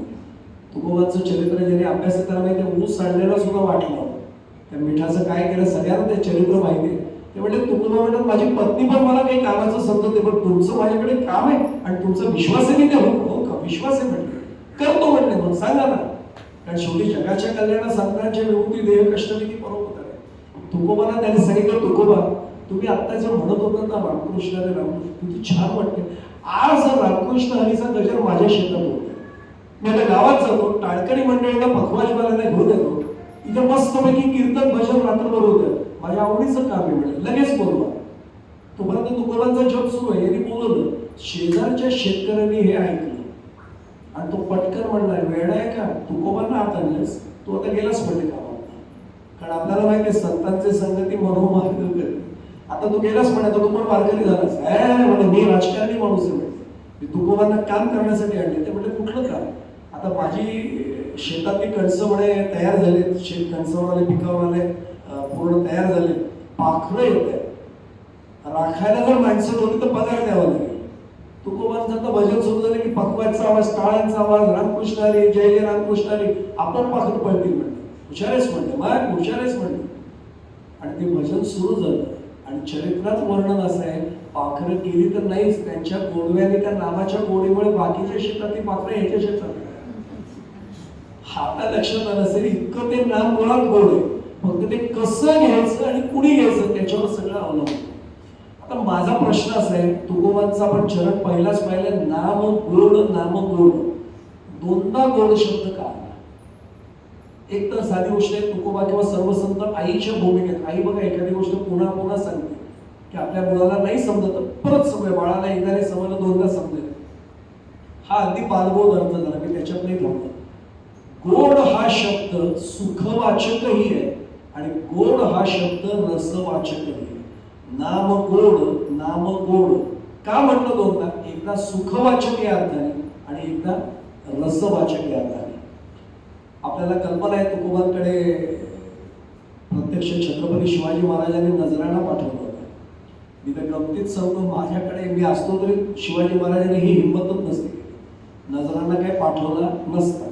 आणि पाठवल्यावर केलं काय हो, सोने आणि रुपये आम्हा मृत्तिके समान म्हणून पाठवून दिलो, माझ्यासारख्याने नसतं पाठवलं. अरे कशाला एवढी आवश्यकता होती? नाही छत्रपतींनी, आता छत्रपतींनी पाठवले म्हटल्यानंतर त्यांचा अपमान कसा करायचा? पण राहू दे, पण महाराजांना सांग पुन्हा नाही पाठवलं तरी चालेल, आपण सगळे सूर द्या. याचा अर्थ काय होतो? अध्यारून पाठवलं तरीही चालेल. त्यांनी बघितलं पण हात लावा म्हणजे नुसतं हातही लावला नाही. तेव्हा पायिकीचे अभंग करून पाठवले. आता काढून पाहतात पायिकीचे अभंग आहेत. शेवटी शिवराय स्वतः आले होते. महाराजांनी त्याला सांगितलं, तुकोबा माझी इच्छा म्हणून घ्या, मला सुख वापरून घ्या. तुकोबांच्या मुखात तेव्हा अभंग बाहेर पडला. तो आता नामगोडचे आपण चाललंय की तो सुखवाचक कशाने? तर विठ्ठल विठ्ठल म्हणा वेळोवेळा, हा सुख सोहळा स्वर्गी नाही. हा सुख सोहळा स्वर्गी असूच शकत नाही. नाम हे सुखवाचक आहे, हा एक भाग आहे. रसवाचकही आहे. प्रमाण देतो लगेच, जिव्हे गोड 3 अक्षरांचा रस, अमृत जयास फिके पडे. आता लक्षात ठेव, अमृतही त्याला फिकं पडतं एवढा तो रस आहे. किंवा हा रस आनंदाचा, घोष करो हरी नामाचा. म्हणजे नाम गोड दोनदा का आलं तर एकदा सुखवाचक आहे, एकदा गोड हा रसवाचक आहे. दुसरा महत्वाचा भाग, भगवंताच्या नामाने ज्ञानाचीही अनुभूती होते. भगवंताचं रूप आणि आपल्याला माहिती आहे नाम त्याला का दिलं, आपल्याला सर्वांना कल्पना आहे. भगवंत निर्गुण निराकार आहे, पण तो नामामुळे खरं तो त्याचं रूप आमच्या डोळ्यासमोर उभं आहे. मी पुढे जाण्यापूर्वी सांगतो, सुंदर ते ध्यान उभे विटेवरी, हे जेव्हा आम्ही म्हणतो ना, त्या अभंगाची गंमत पण आपल्याला कधी लक्षात आली की माहित नाही. अभंग पूर्ण काढून पहा. या अभंगामध्ये एकाही ठिकाणी पांडुरंग किंवा विठ्ठल शब्दही नाही. पण अभंग म्हटल्यानंतर फक्त आणि फक्त पांडुरंग परमात्म्याचं सुंदर रूपच आमच्या समोर उभं राहतं की नाही. मी काय म्हटलं आपल्या लक्षात येईल, अभंग डोळ्यासमोर आले, एकाही ठिकाणी विठ्ठल पांडुरंग शब्दच नाही. ही तुकोबांची ताकद आहे. काय तुकोबा आम्हा घरी त्यानं शब्दांची सरळ ते का म्हटले असतील आता लक्षात येईल. पूर्णपणाने ते अनुभूती ती येत जाते. महत्वाचा भाग आणखीन सांगतो, दोनदा गोड शब्द का आला? नाम हे आरंभालाही गोड आहे आणि त्याचा परिणामही गोड आहे. त्याच्यावर थोडस बोलतो. काही गोष्टी अशा असतात की आरंभाला गोड असतात, परिणामाला कडू असतात. पुन्हा एकदा सांगतो, काही गोष्टी अशा असतात की ते आरंभाला गोड आहे, परिणामाला कडू आहे. उदाहरण सांगतो, मे महिना संपत आलाय आता, पण तरी आत्ता समजा आपण सिंधुदुर्ग जिल्ह्यात गेलो, रत्नागिरीला गेलो आणि रत्नागिरी हापूस किंवा देवगड हापूस असा छान आता आपल्यासमोरच पाडाला पिकलेल्या आंब्यांचा आमरस काढून दिलाय. मी जास्त वर्णन करत नाही, कारण जेवण जरी झालेलं असतं तरी सुद्धा डोळ्यासमोर ते यायला लागतं सगळं चित्र. आणि खरंच तुम्हाला सांगतो, जे कोकणातले ना माझ्यासारखे, त्यांना पाडाला पिकलेल्या आंब्याची चव काय ते एकदा विचारून बघा. आम्ही आपलं ते पेंड्यात पिकलेले आंबे किंवा भोगलीत पिकवलेले आंबे तेच घेतो पेटीमध्ये, पण मुळामध्ये जो आंबा असा पिकलेला आहे त्याची चवच वेगळी आहे. मला सांगा, अमृत चवीला कसा आहे, गोड आहे की नाही? निश्चितपणाने. म्हणजे आरंभाला हा गोड आहेच आहे. आणि आता विचार करा की हा जीवाला एखादा कोणतरी बसला, त्याला आग्रह केला, घ्या ना 4 वाट्या अमरस घेतला. मला सांगा, आरंभाला अमरस चांगला आहे की नाही, गोड आहे की नाही? आहे ना. पण त्याला हात धुतल्यावर लक्षात आलं की बऱ्याच दिवसात काहीतरी जरा अस्वस्थ वाटते, तर डॉक्टरांकडे जाऊया. आणि डॉक्टरांनी हल्ली पहिलंच तर काय करत असेल ते बीपी चेक करतात आणि आता क्विक टेस्टमध्ये तरी रँडम शुगर बघूया म्हणतात. आणि एकदम बघितले 350.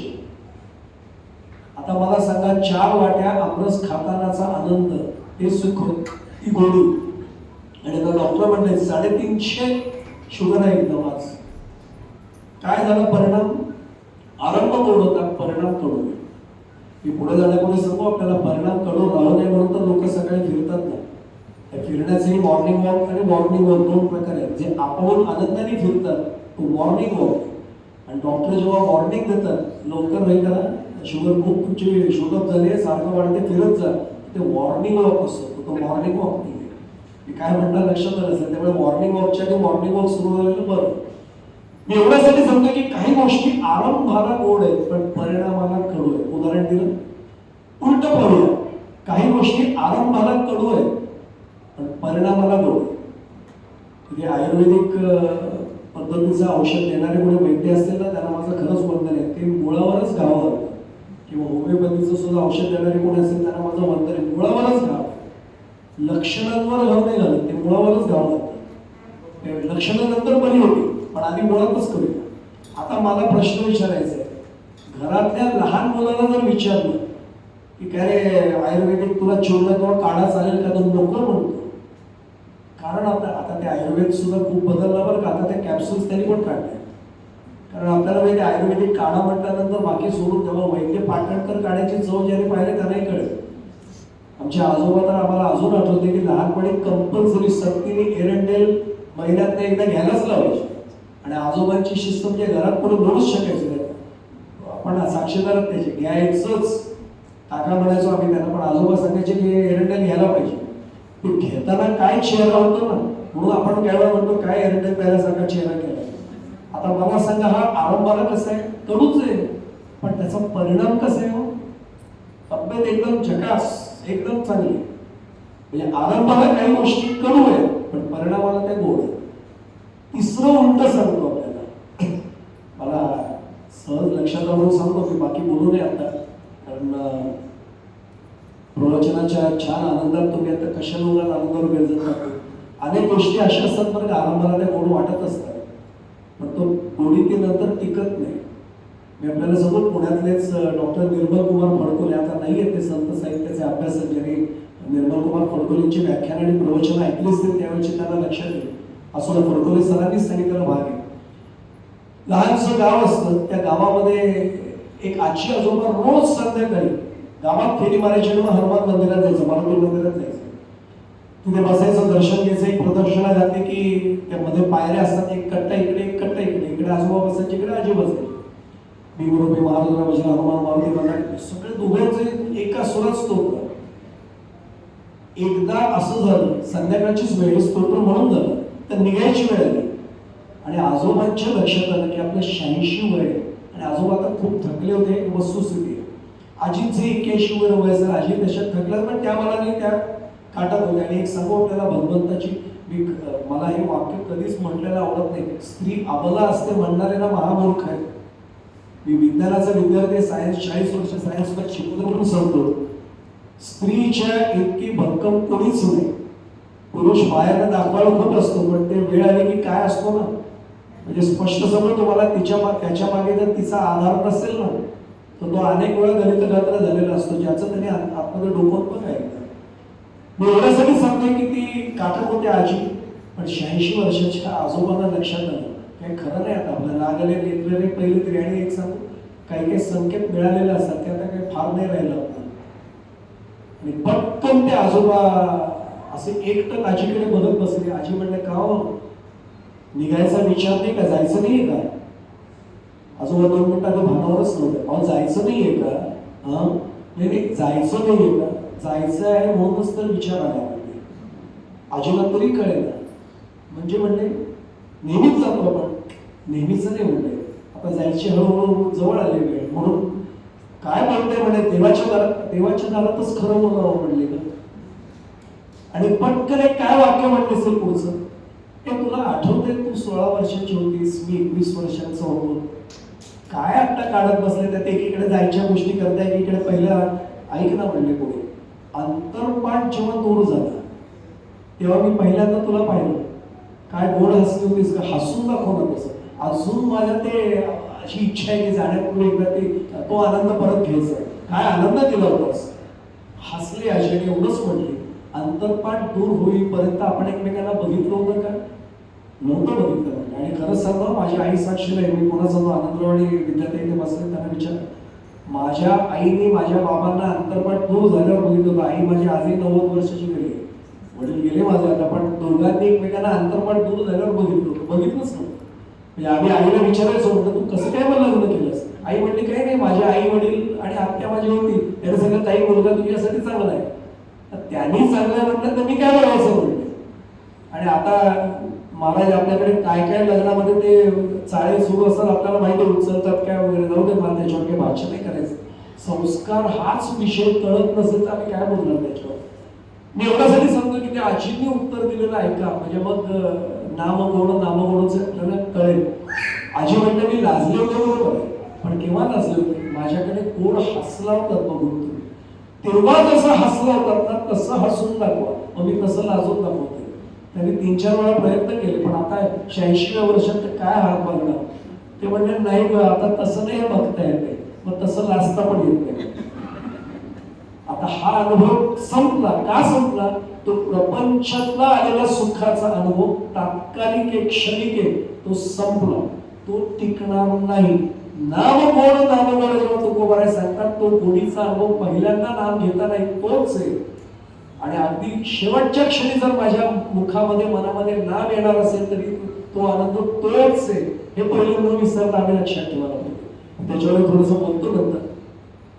माझं आणखीन एक उदाहरण मला द्यायचं. आपण पहिलं पाहिलं की आरंभाला काही गोष्टी गोड आहेत, परिणाम कडू आहे. नंतर उलट पाहिलं, आरंभाला काही गोष्टी कडू आहेत, परिणामाला गोड आहे. आता तिसरं उदाहरण सांगतो. काही गोष्टी आरंभालाही कडूच आहेत, ते वाईटच आहे, आणि परिणामालाही वाईट आहे. काँग्रेस गवत ज्यांना माहिती आहे, नगर जिल्हा जवळ आहे आपल्या इथून, त्यात अहिल्यानगर नाव झालं त्याचं. नगर जिल्ह्यामध्ये आपल्याला माहिती असेल, पाथर्डीला वगैरे ती मोहीम घेतली होती. म्हणजे मी जे कोणी नगर जिल्ह्यातले असेल त्यांना लक्षात येईल, ते काँग्रेस गवत, मी गवत म्हणतोय पुढे शब्द ऐकून घ्या. तर ते मगाशी विषय झाला राजकारणाचा, माझा काही संबंध नाही राजकारणाशी. गवत पुढे आवर्जून म्हणतोय, त्रासदायकच आहे. त्या पार्थेनियमच्या बियाल्या होतं बघा अमेरिकेतनं गव्हाबरोबर, आणि त्या जाता जाईना ते तण होतं. सगळे तणनाशक हारले जाईना. मला अजून आठवतंय की त्यावेळी शाळा बंद ठेवल्या होत्या 2 दिवस, प्राथमिक शाळा, आणि एक मोहीम घेत होती. पूर्ण गावाने ते तण कापायचं, जाळूनच टाकायचं एकाच वेळी, कारण कापलं गेलं की ते मारायला पुन्हा यायचं. आता लक्षात येईल, तुकाराम महाराजांचा चरण आठवा. नाम संकीर्तन साधन पै सोपे, जळतील पापे जन्मांतरीची.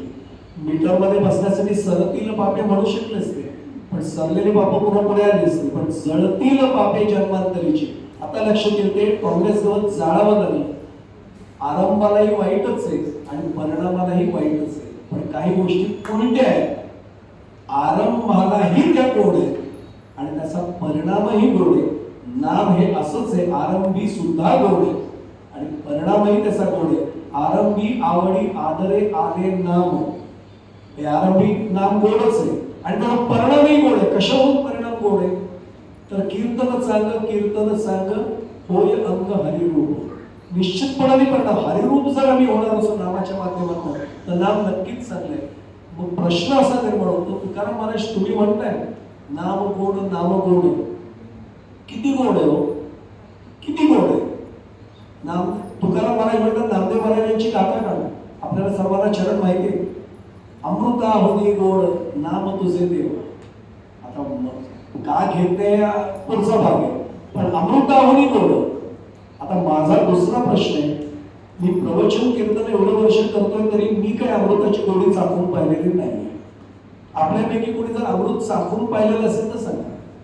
नाही सांगतायत, कारण स्वर्गात गेल्याशिवाय अमृत मिळणार नाही आणि तिथे घेतलेली चव इथून सांगणार कशी. एक भाग हा, त्यातल्या त्यात पुण्यामधले जे मंडळी त्यांना माहिती आहे, मी अमृततुल्य चहा प्यायला पुढे सांगतो. 1979 ला संघाच्या प्रथम वर्षाच्या याला आलो होतो मी, प्रथम वर्षाच्या वर्गाला. आदरणीय बाबांना भिडे त्यावेळी प्रांत संघचालक होते. संघामध्ये त्यावेळी चहा देण्याची पद्धत नव्हती बरं का, कांजी मिळायची सकाळी. आणि काय वाईट सवय असते आपल्याला, चहा नाही प्यायला ना की दिवसाची सुरुवातच नाही वाटत. आम्ही काय केलं होतं, ते अमृततुल्य चहाचे तिथे चहा प्यायला होतं.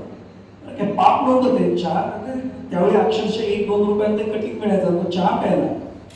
तिसऱ्या दिवशी मला अजून आठवतं, दुर्गानंद नाडकर्णी मुख्य शिक्षक होते SP कॉलेजला. तो शारीरिकचा वर्ग सकाळी करायचा आणि आदरणीय बाबा बिळे आले हो माईकवर, असा कागद काढला, अमृततुल्य टी समोर ज्यांनी ज्यांनी चहा प्यायला त्या सर्व स्वयंसेवकांची यादी आता माझ्या हातात आहे, पण मी आता वाचणार नाही. उद्या जे जे कोणी आढळतील त्यांची नावं या इथे ध्वनिक्षेपकावरून घोषित होतील. सगळे बंद हो. आता खरं म्हणजे आम्हाला नंतर दुर्गानंतर नाडकर्णी गेले विचारायचे, पण नाडकर्णींनी एवढंच सांगितलं, अरे मूर्खांनो, बाबा काय तुम्हाला काय बघायला आले होते कधी? पण बाबांनी जाता जाता पाहिलं की संघाच्या पोशाखात असलेली माणसांची गर्दी होती, कुणाची नावं काढली होती त्यांनी. पण ते एक बरोबर मात्रा लागू पडली. ती चहा पिणंच बंद. 29 दिवसापैकी 3 दिवस चहा प्यायला, तर पुढचे 26 दिवस चहा सोडला नंतर. आणि आता त्याचा फायदा एक झाला की 26 दिवस नाही चहा प्यायला तरी काही मृत्यू होत नाही कळलं. आता चहा चाय की चहा असा तो प्रकार असतो. मी एवढ्यासाठी सांगतो, अमृताची चव कोणी घेतली? मग आम्ही लगेच विचारलं नामदेव महाराजांना, तुम्ही म्हणताय ठीक आहे, तुकाराम महाराज तुम्ही म्हणताय नामगोड नामगोड, तुम्ही सांगितलं नामदेव महाराजांची गाथा काढा, आम्ही काढली. अमृता आवडी गोड, अमृताची चव कोणी पाहिली? ते म्हणले, वेड्यांनो, अर्धवट गाथा बघायच्या नाही, पुढचा पण एक प्रसंग भागवत जरा काढून पाहा. भागवतात एक कथा आली, काय प्रसंग आला ते पण सांगतो. इंद्रदेवांच्या लक्षात आलं की अमृत कुंभ जो आहे, त्या अमृत कुंभामधल्या अमृतात दोष निर्माण झालाय. आता तो दोष निर्माण झाल्यानंतर काढणार कसा? इंद्रदेवांना बृहस्पतींनी सांगितलं, पांडुरंग परमात्म्याशी, आपण भाग्यवान होता, प्रत्यक्ष पांडुरंग परमात्म्याच्या तिथे झालं. आणि माझं दुसरं भाग्य आहे काय ऐकायला, पांडुरंग यायचं. त्यामुळे पांडुरंगांच्याच मध्ये ही क्षमता आहे. निश्चितपणाने जा खाली पंढरपूरला जा, पांडुरंगांच्या तिथे याच्यातला अमृताचा दोष निघेल. इंद्रदेव स्वतः कुंभ घेऊन निघाले. मी पुन्हा सांगतो, माझा प्रसंग नाही का, वर्णन देतील आले. आता त्याला आम्ही थोडं कीर्तनाचा भास चढवतो, कृष्णाचा रंग होतो थोडं. आले तेव्हा नेमकं नामदेव महाराजांचं वाळवंटात कीर्तन होतं. आणि जसं आपल्याला माहिती ना, जैन देखे रवी वो देख कवी, तसं महाराजांना कल्पना आहे, आम्हाला कीर्तनात ते स्वातंत्र्य असतं, थोडा दृष्टांत असा रंगवून सांगता येतो. कुंभ घेऊन आले इंद्रदेव स्वतः, आणि पांडुरंग परमात्मा कुठे म्हणून बघतात, सगळे तल्लीन झाले. आणि पांडुरंग काही कमी आहेत का? कीर्तन नामदेव महाराज करतात, हे स्वस्त कुठे बसतात? नामदेव महाराजांच्या कीर्तनात आपल्याला माहिती झाला पाहिजे, याबद्दल सांगितलं की पांडुरंग परमात्मा एवढे तल्लीन होऊन असतात, भान नाही राहिलेलं. हे विचारतात एकाला, ते केव्हा बसतील आता खाली पांडुरंग परमात्मा? बाकीच्याला कुठे दिसताय? तो माऊलींना फक्त दिसतात. माऊली म्हणजे कीर्तन चालू आहे, बोलू नका मध्ये, बसा खाली फक्त. इंद्रदेव खाली बसले, पांडुरंग परमात्मा आले, त्यांच्या अगदी जवळ जाऊन बसले, मांडीला मांडी लावूनच आहे. पांडुरंग परमात्मा असे थोडे कीर्तन सुरू आहे, जरा विचलित नका करू, छान चाललंय कीर्तन, ऐका की म्हणते. नाही ते मी इंद्र, आता पांडुरंगाला काय देणं घेणं इंद्रामध्ये? असाल इंद्र, त्याला बसा, कीर्तन ऐका, भाग्य तुमचं म्हणून स्वर्गात इथे आलाय. आपल्याला माहिती आहे सर्वांना याच्यामध्ये की स्वर्गीचे अमर इच्छिता ते देव, मृत्यू लोकी व्हावा जन्म आमा, नारायण नामे हो जीवन मंत, कीर्तनी अनंत गाव किती. त्यासाठी इथे आलात ना, बसा, कीर्तन ऐका. कीर्तन झालं. आता काय बोलत पांडुरंग परमात्मा, पांडुरंग काम आहे तुमच्याकडे, काय काम आहे म्हणजे? नाही, हे अमृत कुंभ घेऊन आलोय, अमृतात दोष. आता जागर भजन सुरू आहे, कीर्तन झालं, आता जागर भजन आहे म्हणजे ऐका. जागर भजनात आनंद वेगळा असतो. आज भाग्य तुमचं आलाय तिथे, बसा बसा, जागर भजन ऐका. जागर भजन ऐकत बसलो, कुंभ असा सांभाळून. आता तरी जागर, आता काकड्याचा उत्सव, काकडा म्हणणारे येतील बघा, म्हणजे काकडा होईल म्हणते, काकडा ऐकलं. आता तरी पांडुरंगात नाही, आता तर पूजेचा विधी सुरू बघा, बडवे कसे, त्यामुळे बडव्यांची पद्धत होती बघा. आता कशी पूजा आहे, लोणी भरवल्यापासून सगळे विधी बघण्यासारखे आहेत. सगळं केलं, सगळं झाल्यावर आरती म्हणले, आरती झाल्यावर म्हणले आता तरी पांडुरंग माझं काम करा. ते म्हणले आता चोगोबांच्या घरी प्रसाद आहे, चला कार्याचं कीर्तन झाले, कार्याचं कीर्तन संपलं आपण जायचं, कार्याचं कीर्तन संपलं, प्रसादाला गेले. चोखोबांच्या घरी बसल्यावर यांचं लक्षच विचलित झालेलं. पांडुरंगा माझं प्रसादात लक्ष नाही लागणार होतं, माझं काम करणार नाही, काल रात्रीपासून आलोय. काय काम आहे म्हणजे? नाही म्हणे अमृतात दोष निर्माण झाले. चोखोबा बघावं काय आहे? चोखोबा आले आणि फक्त असं विठ्ठल विठ्ठल काय मुखामध्ये आपल्याला माहिती आहे सगळ्यांना, चोखोबांच्या अस्तित्व पण विठ्ठल नाव दोष होता. काय झालं म्हणजे असं विठ्ठल विठ्ठल म्हणून कुठलं अमृत दोष आहे म्हणजे? चांगलंच आहे की. आणि बघितलं इंद्रदेवाने नुसतं विठ्ठल विठ्ठल हे शब्द पोचले आणि अमृतातला दोषच गेला होता. म्हणून नामामृता पुढे कायसे अमृत बापुडे प्रमाण माहिती आहे सर्वांना. आता लक्षात येईल की नाम गोड आहे, नाम गोड आहे, ते या इथपर्यंत गोड चांगलं आहे, इथपर्यंत आपण आलो. अमृताहून गोड काय? अमृता पुढेही नामामृत आहे, हा त्यातला महत्वाचा भाग आहे. पण तुकाराम महाराज तिथे थांबत नाहीये. तुकाराम महाराज लगेच आम्हाला सांगतात पुढे कोण सकळही. वेळ खूप कमी आहे आणि 5-10 मिनिटं माझे उरले पण तेवढे पूर्ण करतो, कारण मला उशीरच मुद्दाम सुरू झालं तर थोडं उशिरा आणि थोडं मला वेळ घेऊन हे करतो. पुढे कोण सकळही, सगळ्या इच्छा पूर्ण होते. पण प्रश्न असा आहे, आमच्या इच्छा खरंच नामाने पूर्ण होतात का? आता अडचण सांगतो, प्रपंचातल्या इच्छा कधीच पूर्ण होत नाही. कितीही मिळालं तरी ते पूर्ण वाटत नाही. आणि उलट सांगतो, परमार्थामध्ये एवढीशी जरी इच्छा पूर्ण झाली तरी ती इच्छा खऱ्या अर्थाने फलद्रूप झाल्यासारखं वाटतं, तृप्ततेचा अनुभव आहे. मी उदाहरण सांगतो, दृष्टांत समोर ठेवतो. हा वारीतलाच दृष्टांत आहे. एका माणसाचं घर खूप जुनं झालं. आमच्याकडे कोकणातले कोण असेल त्यांना माहिती, अशी जुनी घरं खूप आहेत आमच्याकडे. 250 वर्ष ते घर त्या माणसाने जपलं तसंच. पण आता मात्र काय झालं, तो वासे पडायला आले, भिंतीचा कुठेतरी कोपरा खाचलाय. सगळ्या मुलांनी बाबा नसेल 92-93 वय, खणखणीत नाणं. पण मी तुम्हाला आजही सांगतो, कोकणामध्ये आमचे पणजोबा माझे 94व्या वर्षी सुद्धा कोणाला पिशवीने उचलू द्यायचे. ज्यांनी जमखंडीचे नारायण शास्त्री गोडबोले त्यांना पाहिलं असेल, पुण्यात ते अनेकदा यायचे, आपल्याला माहिती आहे. शेवटपर्यंत महाराष्ट्र कोणाला हात नाही लावू द्यायचे. आणि 108 सूर्यनमस्कार नारायण शास्त्री गोडबोले शेवटपर्यंत करायचे, कारण दत्तोपंत पटवर्धनांचे शिष्य होते. शेवटपर्यंत मजबूत तब्येत. आजोबांना त्याने सांगितलं, आजोबा पाया पडतो, पण आतापर्यंत अनेकदा विषय काढायचा प्रयत्न केला, तुम्ही टाळला. घर शेवटी तर पडायला झालंय, आता तरी म्हणा हो म्हणून हे घर पुन्हा बांधूया ना आपण. खूप वेळा नाही म्हणून झालं होतं. शेवटी ते एवढंच म्हणतात की ठीक आहे, तुमचं म्हणणं मला कळते, पटतंय की कोणाच्या डोक्यात वगैरे पडलं तर काही अपघात होईल. मग माझी पण एक अट आहे, चांगल्या आर्किटेक्टला, चांगल्या इंजिनियरला दाखवा, हे घर आत्ता जसं दिसतंय असंच्या असं पुन्हा बांधून होणार असेल तर माझी अनुमती. म्हणजे बाबा असं घर बांधणं कठीण आहे, मग नका पाडू म्हणले, दुसरीकडे जा राहायला पाहिजे. हे आठवण म्हणून नुसतीच ठेवा. थांबा म्हणले, बोलतो. ते जिल्ह्याच्या ठिकाणी गेले, चांगल्या आर्किटेक्टला काढलं. तो आर्किटेक्टला ते आव्हानात्मक काम म्हटलं, ज्याला आजच्या वर्षी चॅलेंजिंग टास्क. अरे असं बांधायचं, थांबा जरा 2 दिवस द्या म्हणले. त्यांच्या घराचे फोटो व्हिडिओ सगळे पाहिले. स्वतः आपल्याला माहिती आहे सगळ्यांना, आता 3D मध्ये छान कॉम्प्युटरमध्ये सगळं प्रोग्रामिंग आहे. त्यांनी घराचा सगळा नवीन घराचा आराखडा बनवला. हे बघा, माझ्याकडनं काम तयार आहे, असं जास्त घर दिसतंय हो म्हणले. आता नवीन होतो पण त्यांनी त्याच्या मित्राला बोलवलं, तोही असं चॅलेंज ऍक्सेप्ट करणारा सिव्हिल इंजिनियर होता. आनंद आमचे सिव्हिल इंजिनियर आहेच. हे अशा लोकांना चॅलेंजिंग टास्क करायला बरं वाटतं. ते म्हणजे असं काम आहे, 2 दिवस मला पण द्या म्हटले. त्यांनी पण विचार केला, जमेल म्हटलं, उलट मी करीन. वेळ किती लागेल माहित नाही, थोडं थोडं वेळ लागेल. असे पुन्हा सागाचे लाकडं वगैरे मिळून करायचे मी बघितलं. सगळं झालं आणि घर पाडताना वडिलांनी 3री अट टाकली. हे सगळं केलं, छान केलं. पाडकाम करताना माझ्यासमोर आणि बांधकाम करताना माझ्यासमोर झालं.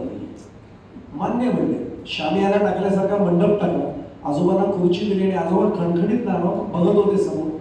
पाडकाम सगळं झालं आणि आता ज्याला आपण पायात प्लिंथ म्हणतो बघा, त्याचं खणाला सुरुवात झाली. आणि आजोबांच्या एकदम आवाज लक्षात आला, थांबायला म्हणजे उदार मारू नका, काहीतरी तिथे दाखवूच, थांबा मला बघू द्या. आजोबा स्वतः पुढे गेले, बाजूला म्हणले, काठी एकाच्या हातात दिली, काठी धर म्हणले. खाली बसले स्वतः गुडघ्यावर, हाताने अशी माती बाजूला केली तर काहीतरी टणकलं, पाणी आण म्हणले.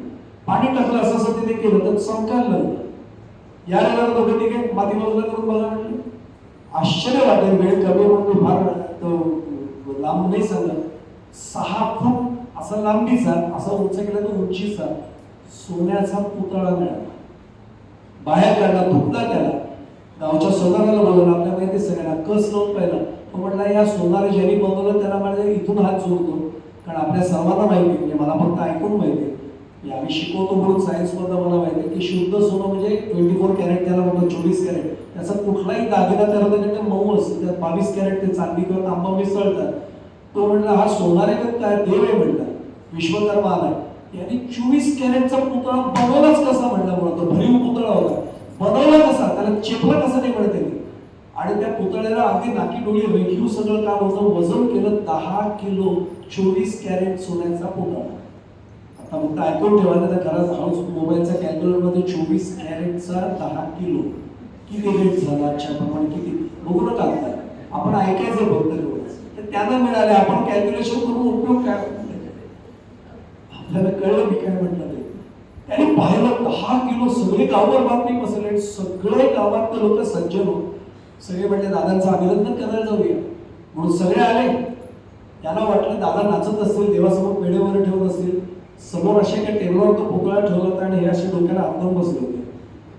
दादा अभिनंदन करायला आलोय तुमचं. अहो अभिनंदन करायला आलोय. आजोबाने हात कसा केला ते दाखवत होते. अभिनंदन. ते म्हणजे काय झालं आजोबा, सोनं खोटं निघालं का? सोनं खरंय म्हटलं. वजन कमी भरले का? 10 किलो आहे. मग ते सरकार जमा त्याच्यात दिलेलं आहे, हा पुतळा खासगी मालकीचा, हा नाही सरकार जमा करायचा. मग आजोबा त्याच्यात वाटणी होणार आहे म्हणून तुम्ही दुःखी आहेत का? काही नाही म्हणते. आजोबा कमाल आहे, एवढं सगळं सगळं तुम्ही दुःखी चेहरा केला, कोणी गेल्यासारखं सुखी चेहरा काय केलं? तुमच्या या पिढीचा हाच दोष आहे. लगेच आनंदाने नाचायला लागतात. जाऊन बघा त्या पुतळ्याच्या तिथे काय लिहिलंय. मलाही झाला होता आनंद, गेला म्हणजे आनंद. बघा जाऊन काय लिहिलंय. सगळेजण बघायला गेले, त्या पुतळ्याच्या कडे पाटी लिहिली त्या शिल्पकाराने केलेली. अशाच प्रकारचे 10 किलो, प्रत्येकी 10 किलो वजनाचे मी एकंदर 10 पुतळे तयार केले. ते म्हणले आजोबा 10 किलो वाचलं. अरे मूर्खांना बाकीचे 9 कुठे आहेत म्हणले. काय उपयोग झाला? 10 किलो सोनं मिळालं, पहिल्यांदा आनंद झाला ना, गेला आनंद. कारण प्रपंचातली इच्छा केली, मिळालं असं काहीतरी वाटलं, सगळं संपलं. ते समाधान तात्कालिक आहे. आता मी दुसरा दृष्टांत देतो, उलट. नाम गोड पुणे गोड सगळंही. कुठलं गोड सगळं पुरतं? दुसरं उदाहरण देतो.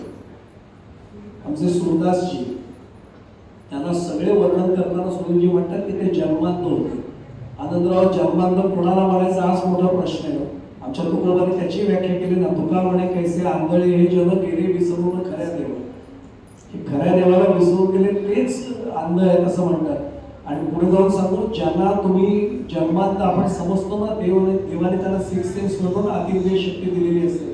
काही वेळा आपल्यापेक्षाही एखादं कोण त्यांच्यात जास्त असतो. अनेक अंध गायक आपल्याला माहिती असतील, काय ते गायला त्यांनी सुरुवात केली ना की समोर अभिमंत्रितच झाले पाहिजे. मी संमोहित म्हणत नाही, अभिमंत्रित झाले पाहिजे अशा प्रकारचं वातावरण. देव कोणालाही रिकामे हाताने पाठवत नाही, देव कोणावर अन्याय करत नाही. एक कमी दिलं, देव दुसरं भरभरून पाठवले, फक्त ते ओळखता आलं पाहिजे. सुरदासजी असे नेहमी जायचे. घुंगरांची काठी, त्यावेळी लाल पांढरी काठी प्रकार नव्हता, घुंगरांची काठी होती. आणि घुंगरांची काठी घेऊन ते चालत चालत यायचे. रोज त्यांचा शिरस्ता गावातल्या कृष्ण मंदिरात जायचं, पायऱ्या चढायच्या, नमस्कार करायचा. सुरदासजी स्वतः अभंग मुखातनं बाहेर पडायचे. आमचे काही काही कीर्तनकार, प्रवचनकार पटकन सुरदासजी अभंग रचायचे म्हणायचे. रचना हे माझ्यासारख्या कवी म्हणून घेणाऱ्याला करावं लागतं. संतांच्या मुखातनं प्रासादिकतेने बाहेर पडत असत. त्यांना रचावं नाही लागत, रला ट नाही लावायला लागत. मुखातनं बाहेर पडायचं अभंग आणि कृष्ण भगवंत बोलायचं अक्षरशः. हे सगळं व्हायचं. एक दिवशी ते असेच चालले होते मंदिरात आणि पायरीच्या जवळ आल्याने एका तरुण मुलाने त्यांचा हात धरला. हात धरला म्हटल्यानंतर त्यांच्या लक्षात आलं की अरे कोणतरी आपला हात धरला. आणि मग भगवंताचा स्पर्श त्याला कळल्याशिवाय राहील. पटकन याला लक्षात आलं मुलाचा आहे का तरुण मुलाचा हात आहे. आणि तरुण मुलाचा हात आहे म्हटल्यानंतर ते थांबले आणि एवढंच म्हणले, बाळा तुझं काही काम आहे का माझ्याकडे? माझ्याकडे काही काम आहे का म्हटले. त्यांनी एवढंच सांगितलं की नाही सुरदासजी तुम्हाला दिसत नाही ना? नाही दिसत आहे म्हणजे. मी दिसतोय का म्हणजे? मी बोलतोय नाही दिसत आहे म्हणजे. माझा आवाज येतोय म्हटले पण दिसत नाही. पण तोच माझा प्रश्न आहे, तुम्हाला दिसत काही नाहीये आणि तुम्ही रोज इथे काठी टेकत टेकत येताय, रोज तुम्ही प्रत्यक्ष त्या कृष्णाच्या समोर हात जोडताय. अहो तुम्हाला देव दिसतोय का? मी दिसत नाही चालता बोलता मनुष्य, आणि तुम्हाला देव दिसतोय का? सुरदासजीने दिलेलं उत्तर आहे ना, या पांडुरंग परमात्म्यासमोर उभं राहताना एकदा तरी माझ्या मनात विचार आला पाहिजे. मला ते म्हणले नाही दिसत आहे कृष्ण भगवंत खरंय, पण मी रोज त्याचं दर्शन घ्यायला येतो, तो मला बघतोय ना, याच्यापेक्षा मला काय आनंद पाहिजे. तिथपर्यंत थांबल्यावर कृष्णाच्याच डोळ्यात पाणी आलं. काही बोलला नाही कृष्ण, निघाले सुरदासजी. आता नेहमीच चाललं असल्यामुळे त्यांना तो रस्ताही होता, पण नेमका त्यावेळी खड्डा होता आणि सुरदासजीच्या खड्ड्याजवळ आले आणि आता पाय जाईल की काय, कृष्ण भगवंताने हात धरला आणि कृष्ण भगवंताने त्याला हळूच दिलं. आता दिव्य स्पर्श लगेच कळलं, सुरदासजींचा अधिकार होता. सुरदासजी मनात हल्ले, खड्डा ओलांडून दिल्यावर भगवंताने हात सोडल्यावर सुरदासजींनी हात धरला, यांनी एका झटक्यात हात सोडला. आता सुरदासजी हसले, ते म्हणजे भगवंता कंस मुष्टिक चावर यांना लढवलेस तू. सुरदासजी काय म्हणाले असं पुढचं वाक्य बघा, माझ्या हाताला हिसका देऊन सोडवलास, काय पराक्रम केल्याचं तुला वाटतं का? अरे तुला मी माझ्या हृदयात कोंडून ठेवलाय ना, तिथून बाहेर पडून दाखव, तर तुझा पराक्रम मी मानला. आता कृष्ण भगवंत हसतात आणि एवढंच म्हणतात, सुरदास तुझ्या भक्तीने मी खरंच प्रसन्न आहे, काहीतरी माग. मी तेवढा भक्त कृष्णांत संतपणे थांबतो, तेवढा भक्त काहीतरी माग, आज तुझ्या भक्तीचं ओझं झालं. सुरदासजी आपल्या तुकाराम महाराजांच्याच पंथात, काही मागणे हे आम्हा अनुचित वडिलांची रीत जाणत असते. नाही मागायचं म्हटलं काही, मागण्यासाठी भक्तीच नाही केली तेव्हा, मी सांगतो म्हणून माग. नको म्हटले, 3 वेळा झालं. शेवटी ते म्हटले, सुरदास तू मागत नाहीस पण मी दिलं. देवा मागत नाहीस तरी दिलं, काय दिलं? डोळे उघडून बघ म्हणले.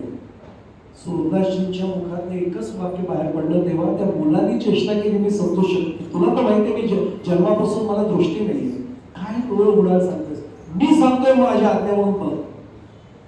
आणि सुरदासांनी डोळे उघडले आणि राजस सुकुमार मदनाचा पुतळा रवी शशिकळा लोकलीय साक्षात सौंदर्याचं प्रत्यक्ष मूर्तीमध्ये ते प्रतीक समोर उभं होतं. डोळ्यातनं घळाघळा अश्रुधारा आला की ज्याला आतापर्यंत मी अंतःचक्षुनी बघत होतो, आज मी चर्मचक्षुनी पहिल्यांदा पाहिले. साष्टांग दंडवत घातलं, अश्रुधारांनी चरणांवर अभिषेक केला. पुन्हा उभे राहिले, एकदा रूप डोळ्यात फक्त असं साठवून घेतलं, डोळे मिटले आणि काय पुढचं वाक्य म्हटलं असेल, भगवंत आतापर्यंत तू मला 3 वेळा म्हटलास माग माग माग, मी मागितलं की नाही मागितलं म्हटलं, मग आता एकदा मागू?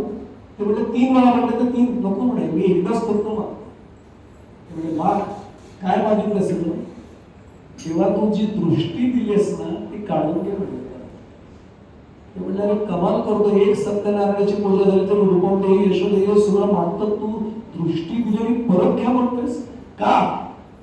त्यांनी एवढंच सांगितलं, तेव्हा तुझं दर्शन झाल्यावर या डोळ्यांनी आता बघण्यासारखं उरलंय काय? काय बघून येतं याच्यापुढे? काही बघण्यासारखं उरलं नाही. कृतकृत्य झालो, इच्छा केली ते पावलं, पुरे कोण सगळं ही हे परमार्थात घडू शकतं.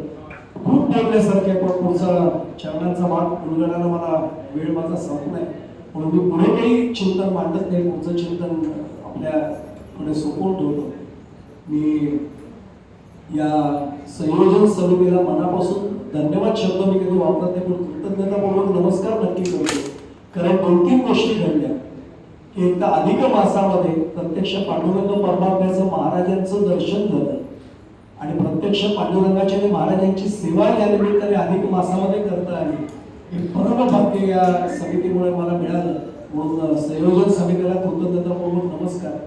आणि आपण सर्व श्रोते, तुम्ही श्रोते जगदीश मूर्ती आपल्याला सर्वांना माहिती आहे, किंवा प्रभू तुम्ही महेशाची मूर्ती माऊली म्हणाले तसं आपल्या सर्वांच्या चरणी नतमस्तक होतो. बलानी कृतीने आपल्या सर्वांच्या चरणी साष्टांग प्रणिपात करतो. झालेली सेवा पांडुरंग परमात्म्याच्या महाराजांच्या चरणावर समर्पित करतो. इथेच वाणीला वंदन करतो. कृष्णाय वासुदेवाय हरये परमात्मने प्रणत क्लेशनाशाय गोविंदाय नमो नमः. पुंडलीक वरदा हरिविठ्ठल श्री ज्ञानदेव तुकाराम पंढरीनाथ भगवान की जय. माऊली ज्ञानेश्वर महाराज की जय. जगद्गुरु संत तुकाराम महाराज की जय, संत श्री सखाराम महाराज की जय, अवधूत चिंतन श्री गुरुदेव दत्त, जय जय रघुवीर समर्थ. श्रीराम. ओम संपूर्ण